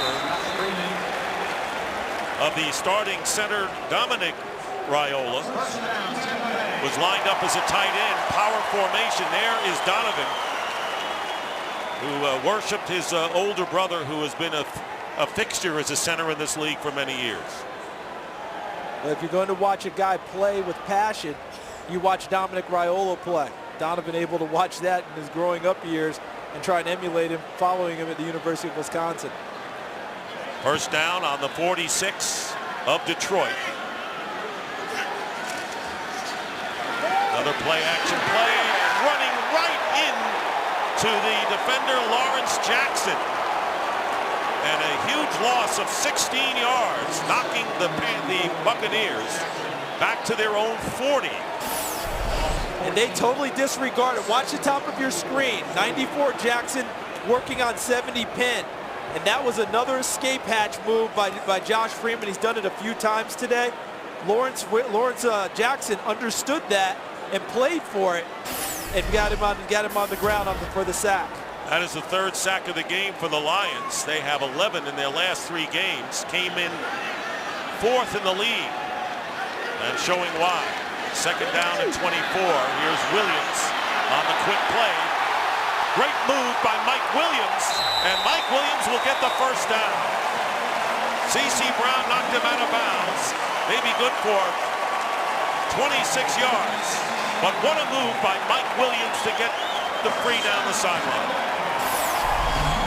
Give Mike Williams and his blockers a lot of credit. But look at it this way, Dick. The back-to-back series, the Lions have had them, what, 1st and 20? They get out of it. 2nd and 24, they get out of it. And in big chunks. Not in getting it in short ones, and getting big chunks. Let them get the first down. From the 35, and whistle and another penalty marker. And these teams started going at it early in the game, actually right off the opening kickoff. Donald Penn, who's the only offensive lineman to play all of the games and start every one of them for the Bucs. And he false start. Offense. Number 62. 5-yard penalty. First down. It's Ted Larson, the guard. And Donald Penn was upset at the end of the play. Let's take a look at why. He and Turk McBride having a few words, but to be frank about it, I think Donald Penn's more upset because they've been beating him around the edge lately. Much more so than he and Turk McBride getting tangled up. McBride was one of the guys who beat him. Lawrence Jackson beat him very soon thereafter. Donald Penn a little frustrated with his own play. Now it's 1st and 15. Freeman's pass, and it's knocked down by Bobby Carpenter. They were trying to go to Kellen Winslow, and Carpenter making the start today with a good play. The former first-round draft pick of the Dallas Cowboys, Bobby Carpenter, watch the coverage. Able to undercut the route and knock it away from Kellen Winslow. Finally getting an opportunity to play here in Detroit after a short stint in Miami. Lions feel they need several more top shelf players before they start working on their depth, but they're getting there, no question about it. 2nd and 15, here is Blount. Still on his feet, Blount inside the 30 with another first down. LeGarrette Blount. They're going to rule him out of bounds after 12.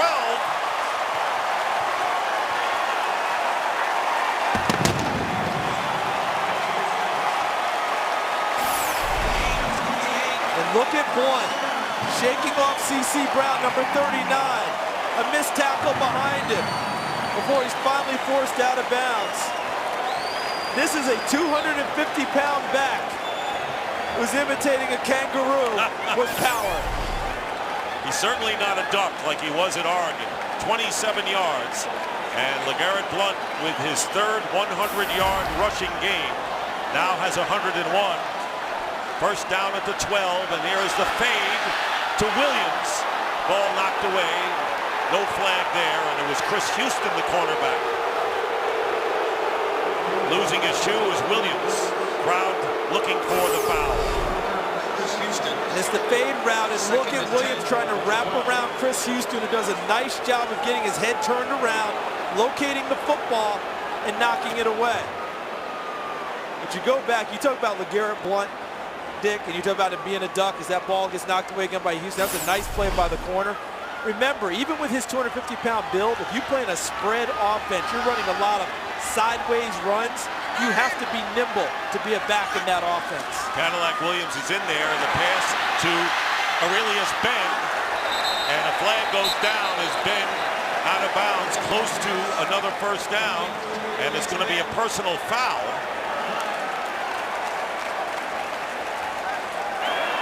Personal foul, grasping the face mask. Defense number 23. Half the distance to the goal. Automatic first down. That's Chris Houston, so that's the second penalty on the Lions defense. And the Buccaneers close to regaining the lead here. Multiple long down and distance Tampa Bay's picked up. And now on a short kick, and look at, really, the face mask that goes against Ben, the offensive guys never get called for that because he controlled the face mask of the defender early, no call. And then the face mask goes against him, there is a call, and they benefit. Watch Aurelius Ben, who acts after he catches the ball is like a running back. Look at that. Is that not a face mask? Not by an offensive player by rule, and he benefits later. And a timeout. We'll be back. Ben on the right and Houston on the left, and it was the face mask call giving the Buccaneers, who called their first timeout, a first and goal at the 1. Still early here in this fourth quarter. I wonder if the league's got to take a look at offensive face masking, though. We've seen a number of those this year that they face mask the defender, but there's no call. And they spread it out. And you've got Winslow one-on-one down here. And the quarterback sneak by Freeman. It's well scouted by the Lions last week. Josh Freeman on a 2-point conversion, ran quarterback draw and carried 3 tacklers into the end zone to help Tampa win the game. He can do that. Corey Williams here. Look at him, just runs over Derek Hardman and ends up making the play. Corey Williams, a great acquisition for the Detroit Lions from Cleveland. Now they have Donovan Raiola as a tight end. And Roy Miller, defensive tackle, lined up as the fullback for Ernest Graham, who carries the ball. Ernest Graham knocked back by the Lions, and it was Corey Williams who once again comes up big. Everyone talks about Damakong Suh, and he has been brilliant as a rookie, but Corey Williams has been there a while. There's Williams, 99, coming right at you. He's going to fill up the screen, gets through, makes the initial play to make sure that Ernest Graham can't just get into the hole. He's got a sidestep. That's vertical penetration to make that little small jump cut that allowed the rest of the defense to get there. Now Cadillac Williams split to the left along with Graham on 3rd and goal from the 2. Freeman. Kellen Winslow, touchdown! And a flag goes down as well. C.C. Brown was right with him.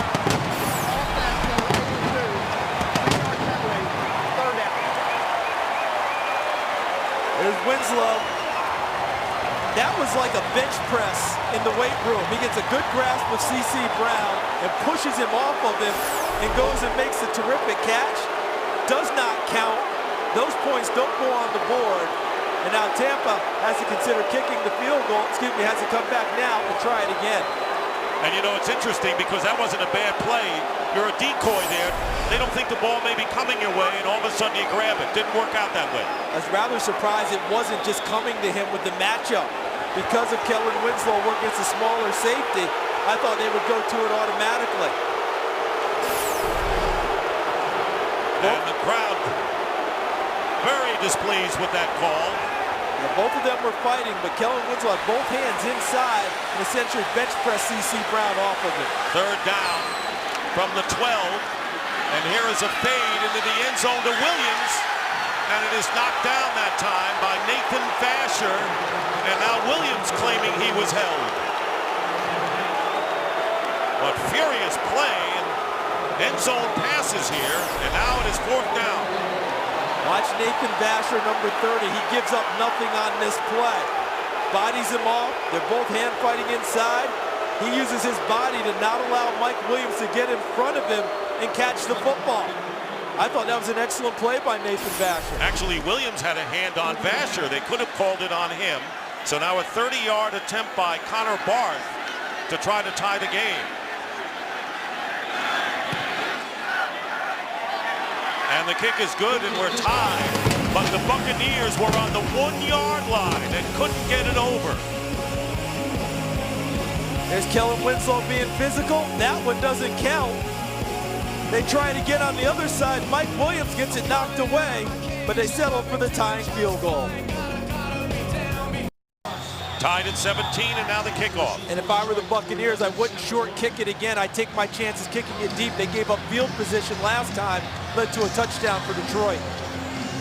Connor Barth kicking to Stephon Logan. And they did kick it deep, but at the 5, here's Logan with the return. Flag is down, and Logan is tackled at the 20, and another penalty marker comes from upfield.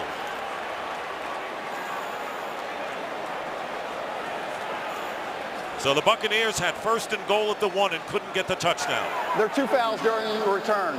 Holding receiving team number 89. That penalty's declined.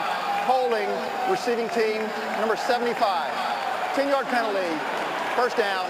Timeout. Turk McBride, Will Heller, and the penalty as Raheem Morris was complaining on that last situation where Bucs had to settle for 3.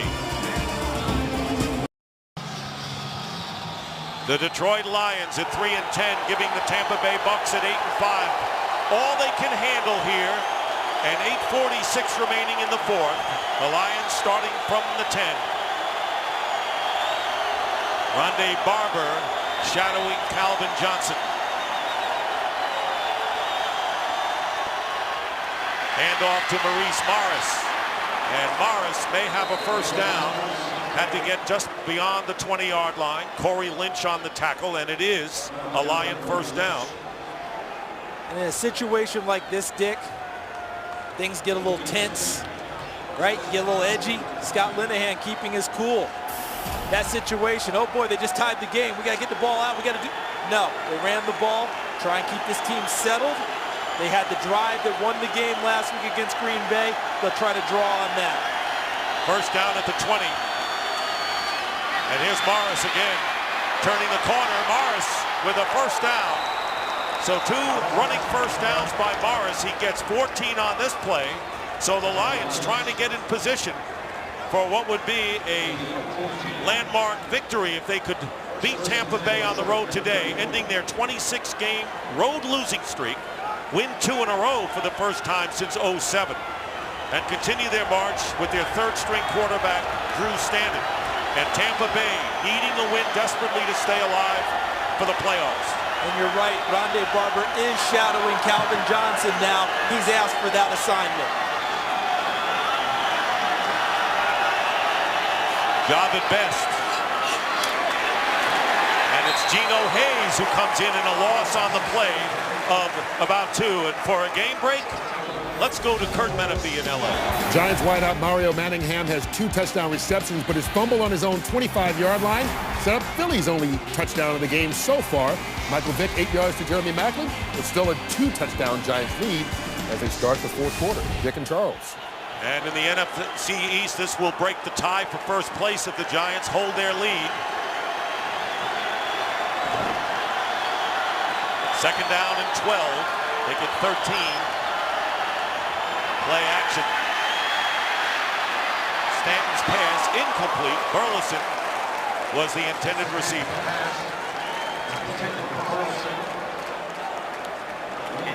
Rondé Barber has asked for the assignment now of shadowing Calvin Johnson. Rondé Barber's their fail-safe. That ball's a little high to Nate Burleson, but when they try and take away your best player, everyone else has to make plays.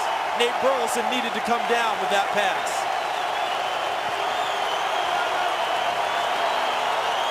Third and 13.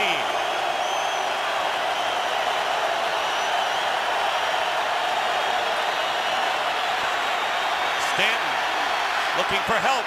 He's got Morris out of the backfield. And Morris to the 39-yard line where Styles White makes the tackle short of the first down by about 3. And the Lions will have to punt. How about the play by Styles White? Trying to cover Calvin Johnson earlier, not so successful. But how about the hustle play here? As he leaves after rushing, now he's coming up. What a nice play from inside the line of scrimmage to the secondary to prevent the first down. Both teams have been able to run well today as Nick Harris kicks to Michael Spurlock from the 15. Spurlock. And out of bounds near the 35 by Caleb Campbell. Styles White preventing Morris from getting the necessary yardage. This is the game, 17-17, as the Bucs getting a fourth quarter field goal, but it's fourth quarter and that's comeback time. It's been that way for Josh Freeman. 7 of his 11 career wins have been comebacks here in the final quarter. 5 this year leading the league, starting from the 35.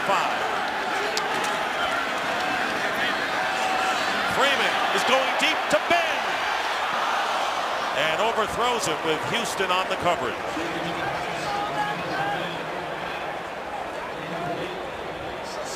Took a shot early in the count, did Greg Olsen, trying to get something deep on first down. We have not had a turnover in this game. And there you see the touchdown throw by Freeman. Mike Williams with the TD catch and LeGarrette Blount with a 39-yard score. The Lions took a 7-0 lead. The Bucs led 14-10 at the half. And the Lions regained the lead. Now we're tied. 2nd and 10 at the 35, and the handoff to Blount. And Blount doesn't get anything. I really think that call was almost a tip of the cap to the defensive Lions. And what I mean by that is, I think Greg Olsen, offensive coordinator, was hoping to pop something to make it third manageable in the run game, instead of letting them tee off on second down and bring the pressure that the front fours put on Josh Freeman all game long. How about the running game today? The Lions have rushed for 132 yards and the Bucs 160. Rarely do you see that. But those numbers so high.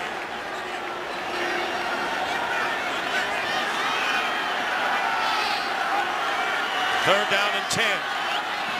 Freeman has time. And it's intercepted. Michaels caught by Spurlock. Excuse me, Spurlock makes the catch for the first down. First time they've gone to Spurlock as a receiver all game. He runs an excellent route, pushing Chris Houston and then curling back inside and securing the catch. Well-thrown football because Josh Freeman had plenty of time. He was well protected in the pocket. A 19-yard gain. 229 passing yards for Freeman and a first down on the 46 of the Lions.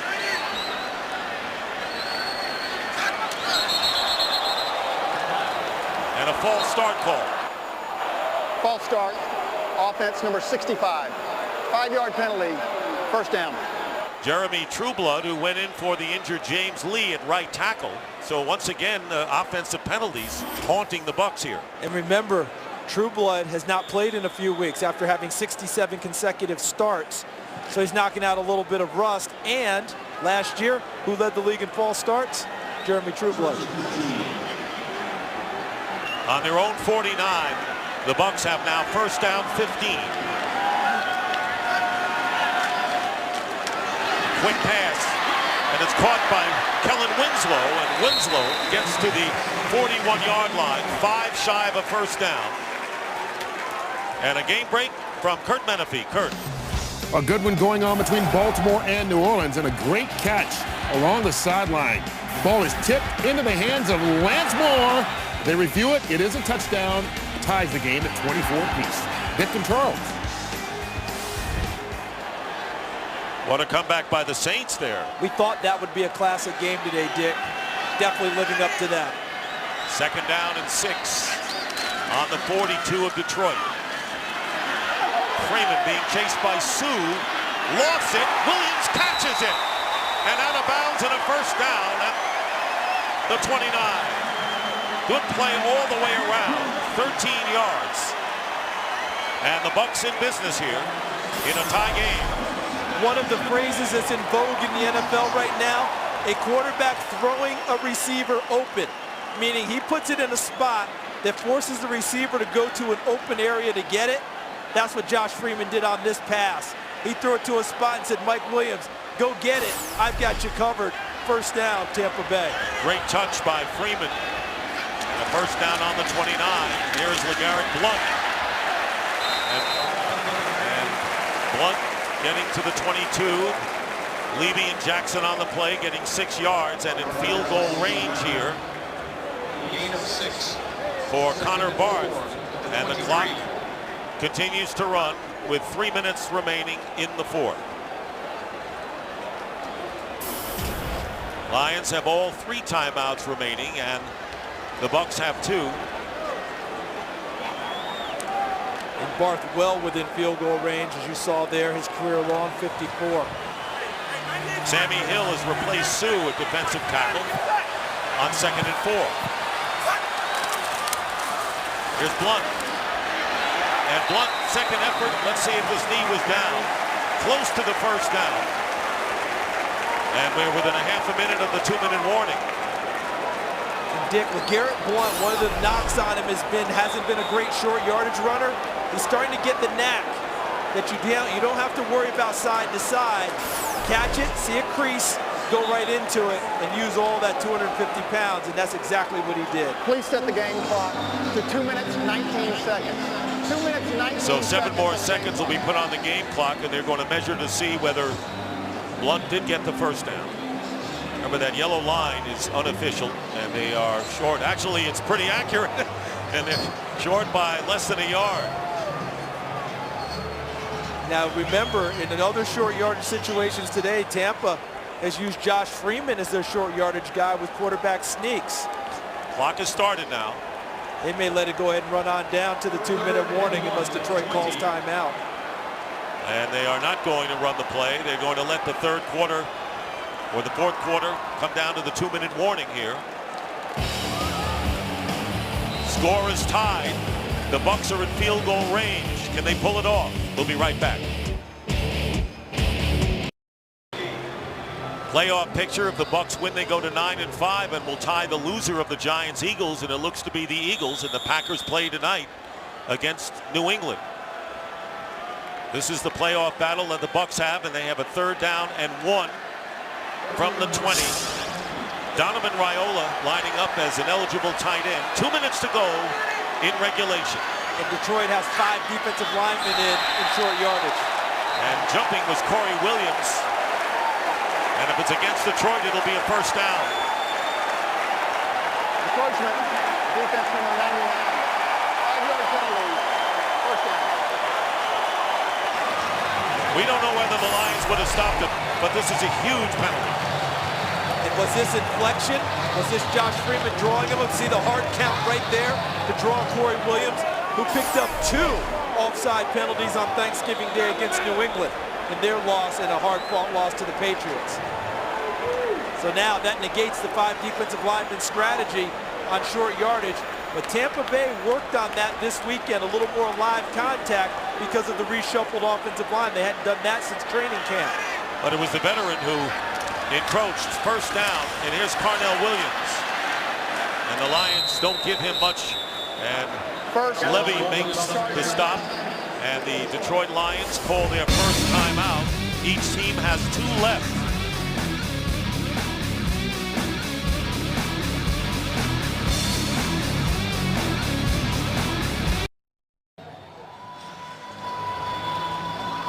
And there is Connor Barth, who could kick a field goal. They're well within the range. What do you think Tampa Bay's idea could be at this point, Charles? Well, I think they still want to run the football. They obviously want to pick up a first down so they can eat up all the timeouts of Detroit. Right now, Detroit has 2 lights showing, so they want to make sure they eat that up as much as possible. 2nd and 9. And here is Carnell Williams going outside, and he's brought down after a 2-yard gain by DeAndre Levy. And now the Lions will use their 2nd timeout. And only 5 seconds came off the clock on that play. And you notice LeGarrette Blount on the sidelines. I think, for lack of a better word, you go trust in a veteran in this situation with Cadillac Williams. Because if you have to audible, you've got him in there to help you with pass protection and get the blocking scheme set up. There you see the Ravens have gone ahead of the Saints 27-24 with 10 minutes remaining in that game in Baltimore.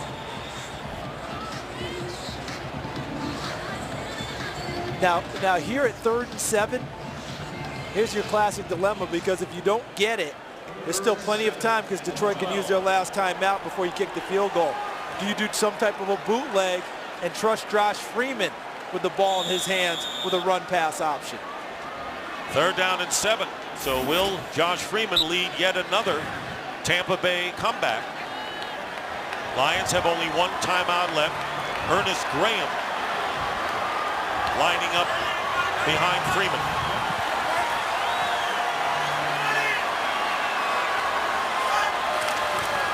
And they're going to do a quarterback sneak or a quarterback draw, and Freeman will get inside the 10. So they played it safe and hoped that there would be an opening up the middle for the first down.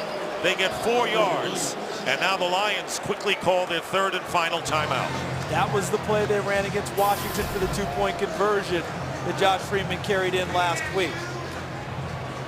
So Connor Barth, who has 2 game-winning field goals since he has joined the Bucs, including a game against the Cincinnati Bengals in October, with that opportunity here with 1:44 to go. And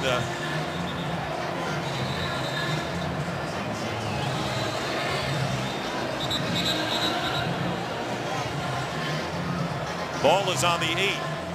And remember, the Lions are out of timeouts. Okay? You see the lights are gone. But that tells you also they can't ice the kicker now. It can't be that late call to try and ice him. Yes, good point. 26-yard attempt by Barth, who kicked a 30-yarder here in the 4th to tie the game. Get him down.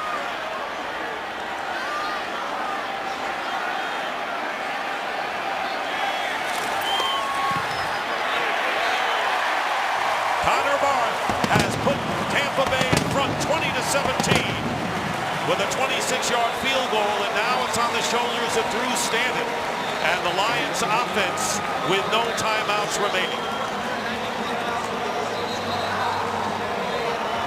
And now it shifts quickly as we watch Connor Barth knock this one hard.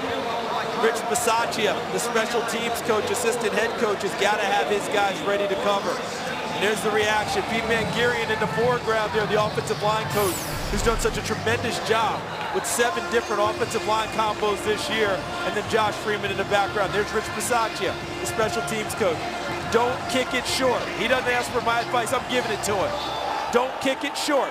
Cover. If they can't cover, then you've got a problem anyway.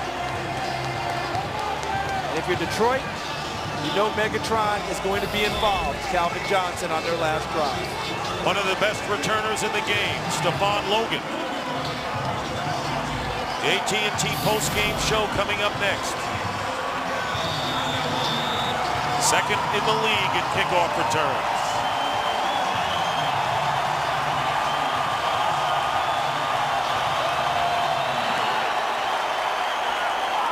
And Logan will field it at the 4. Logan, with a good return, gets beyond the 30-yard line. And that's where the Lions will go to work. A 29-yard return with Biggers on the stop. 1:32 to go in the fourth. The Bucs lead by 3. And today's aerial coverage provided by DirecTV. The growth of Drew Stanton will be on display on this drive. Scott Linehan, his coach, says he's seen him grow over the last 2 years. Last week was a quantum leap. He's going to need a bigger one here in 2-minute offense. First down. Stanton looking and throws it. Intended for Brian Johnson, incomplete. Second down and 10. So the Tampa Bay defense only needing one stop here to keep it going in their bid for 10 wins, which is what Raheem Morris urged his team at the beginning of the year, and staying alive in postseason. And if you're Tampa Bay, you cannot let Calvin Johnson beat you. Whatever you do, someone else has to beat you in this situation. Second and 10. And the pass is caught by Brian Johnson. And down he goes, and a first down at the 49 of the Buccaneers. A 19-yard gain. And hurrying up with no timeouts left are the Lions. It's a well-thrown football by Drew Stanton.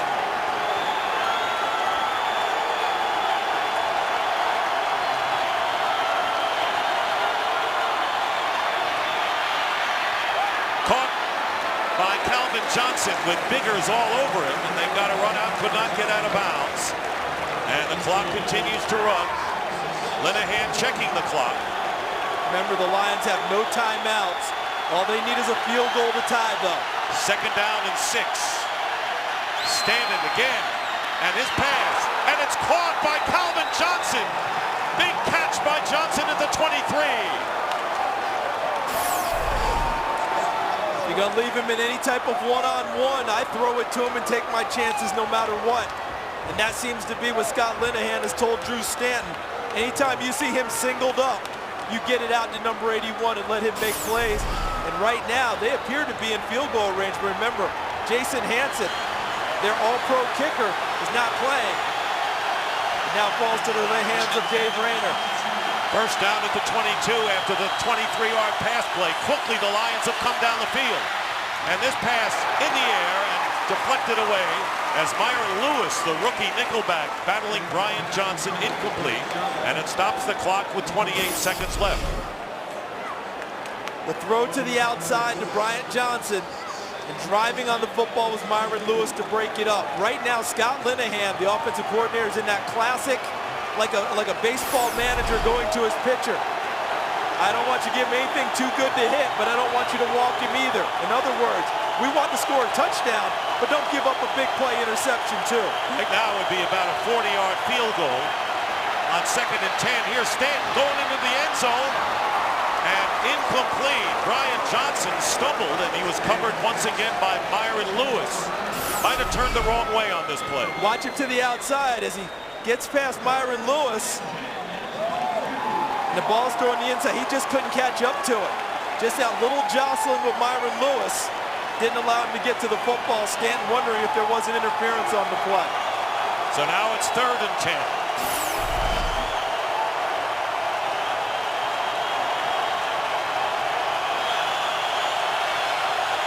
22 seconds remaining in the fourth. Stanton's pass, and it's caught for the first down by Scheffler, the tight end, at the 10. And the clock is running. They've got to clock it to stop the clock. Clock it right now. And they do with 8 seconds. So now the question is, with 8 seconds to go, do you take a chance for one play in the end zone before you try for a tying field goal? This is going to tell you about the trust of Drew, what they feel in Drew Stanton and how he's grown. I think they take one shot at the end zone here with the idea that if it's incomplete, they kick the field goal. Because when you're 3 and 10, Dick, on the road, you don't play to try to get to overtime. Calvin Johnson to the bottom of your picture. If you're Tampa and you don't double cover him, you've made a mistake. Here is Stanton's throw into the end zone, tipped away, incomplete. And Myron Lewis with a terrific job against Calvin Johnson. And it is 4th down. And this is really good coverage by the rookie from Vanderbilt. He fights the stronger Calvin Johnson, pins him to the sideline, and makes a really nice play on the football, which brings on the field goal unit. 3 seconds remaining. So with no Jason Hanson, they got to rely on Dave Rayner, who has already kicked a 41-yarder. This is a 28-yard field goal to tie the game. And it's good. And the Lions, as time runs out, get the tying field goal to force overtime. 20-20 to score in a grueling game with so much on the line here in Tampa. And Raheem Morris made the decision not to try to ice Dave Rayner. He had 3 timeouts available, and they just let him line up and kick it. You know, sometimes that icing doesn't always work, does it? Exactly. I think what he's counting on is sometimes they wait for you to ice them, and maybe you get into the head a little, maybe they're waiting, and then if you don't call it, they have to go through with it. So it's a cat and mouse game. But Charles, you've got to tip your hat to Drew Stanton and what he has done today. And it all started, as you mentioned, with the Green Bay Packers' 4th quarter last week and what he has done today against Tampa Bay. It is heads. Detroit wants the toss. Want the ball? Kick that one. Detroit won the toss. Will receive. Have won the toss and will get the ball. So the Detroit Lions trying to break a 26-game road losing streak. It's gone on forever, longest in history, and the Lions have a chance now in OT. Lions have won the coin toss, 1 15-minute quarter, 2 timeouts per team. The first team that scores wins the game, and all replays will come from the booth. And we're set to go in overtime. Interestingly enough, Charles, the Lions on their first possession went down the field 68 yards for a touchdown in the first quarter, and then when they got the ball in the 3rd quarter, they went 58 yards. That was on that short kickoff and scored the touchdown on Maurice Morris's run. Both of those were initiated by short, squib-type kickoffs by Tampa. Now, they kicked it deep last time. E.J. Biggers made a nice tackle on Stephon Logan. Otherwise, he had more room to run, got it out past the 30-yard line, which helped him start the last drive. Connor Barth kicking off to Stephon Logan from the 3.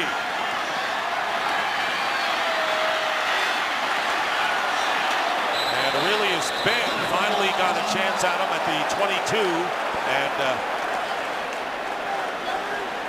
both teams in the Lions looking for an illegal play. Here is the maybe big play, the push-off, the offensive pass interference against Winslow, and the field goal to make it 20-17 by Connor Barth. And then the tying field goal with 3 seconds remaining by Dave Rayner to send it here into overtime. And Detroit continues to function on offense. Tampa's defense unable to get off the field as we start overtime. Maurice Morris with the carry. And Morris protecting the ball as he gets close to midfield to the 47. 26 yards for Morris. And the Lions with a huge gain, trying to end this quickly. This is a solid professional football player, is Maurice Morris. Will do anything you ask him to do, can function on any down in the offense, and is a good runner. 12 carries for 100 yards for Morris, and he goes to the sideline for a breather. Javid Best, their rookie, is in. And Best on the handoff, and Javid Best with a first down inside the 40. Corey Lynch making the tackle and a pickup of 14, and this crowd is stunned. But look at the blocking up front. Look at these guys. Rob Sims, 67, folding around and getting the block right there at that level, which allowed Javid Best deep into the secondary. Remember, the clock is a non-issue now if you're the Detroit Lions. All you're trying to do is get into field goal range for Dave Rayner. 40 yards on 2 rushing plays and a first down at the 39 of Tampa Bay. Javid Best, and this time the Bucs knock Best back, no gain. Roy Miller, the defensive tackle on the play. So here's what's at stake for Raheem Morris's Tampa Bay Buccaneers, needing a win to go 9-5 and staying alive for the playoffs. But for Jim Schwartz's Lions, it's been that long since they won a road game. 26 straight road losses. Last week they ended a 19-game division losing streak. Now they're trying to win 2 in a row. Morris back in. Second down and 10. Morris is a receiver. And Morris getting inside the 40. Frank Ocam making the tackle. Picking up 2 yards. And there is Dave Rayner, who tied it up his career long. 54 yards against the Eagles on the road 4 years ago. So they're almost at that range now. Third down and 8.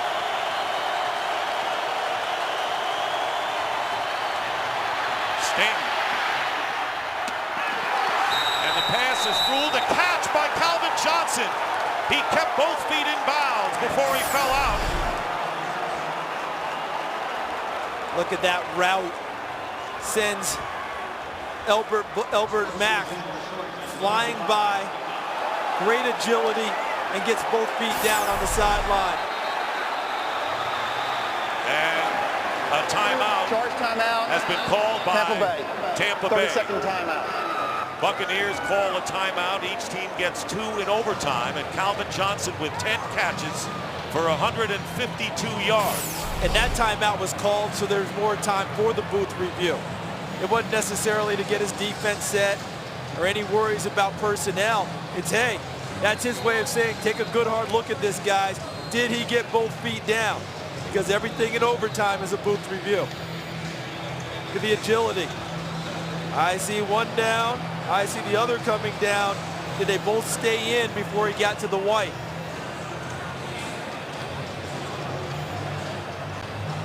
I mean, this guy, based on this, you can't overturn it. You cannot overturn the call on the field based on what I'm seeing.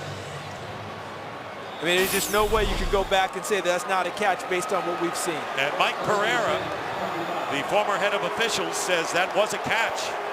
And there's no review. First and 10 at the 25. Already well within field goal range for the Lions as Maurice Morris gets some more yards inside the 20. And right now, it's about a 36-yard field goal right at this point. 20-20 to score. And you're sitting right there in the middle of the post. Jim Schwartz is contemplating, when do I kick it? Because I think you might think about kicking it on 3rd down. In case something goes wrong, you might have a second chance to kick it on 4th down. 2nd down and 4. And here's Morris. And let's see what Jim Schwartz does here as White makes the stop after a gain of 2. And they may be close enough to try to get the first down at this rate. But you're in the middle of the field at this stage with this kicker. I would seriously contemplate kicking the field goal right now. You're 35 yards on your field goal? I'd seriously consider it in case I had a bad snap, a bad hold. Sometimes it gets blocked. Any of those things rather than putting it all on my 4th down. Well, they're going to run the play at 3rd down and 2. And here's Morris, and he doesn't get it. It'll be about 1.5 yards shy, so the kicker ready to come on the field. Dave Rayner, no call yet. It is 4th down and about 1.5 yards. And why tempt fate? Dave Rayner is coming on to try to win it for the Lions. And look at what's at stake for the Lions. A chance to end the longest road losing streak in history, 26 games. And boy, the Lions have had miseries, haven't they, in the last decade? But they're on their way back, and they're looking for the win here. 34 yards to win the game, and a timeout called by Raheem Morris. So he iced them there. And Raheem Morris, now the Lions have called a timeout. So Morris did not attempt to ice him.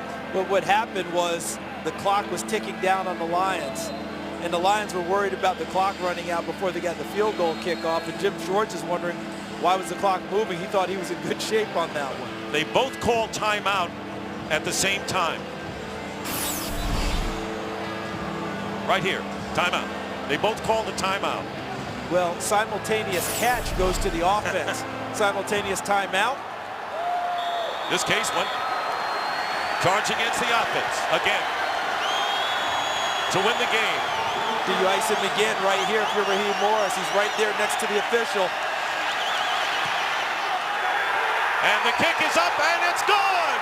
And the Detroit Lions have gotten the monkey off their back. 2 in a row. Ending the longest road losing streak in history at 26 games. And the Detroit Lions put a dagger into Tampa Bay's playoff hopes and win the game by a score of 23-20.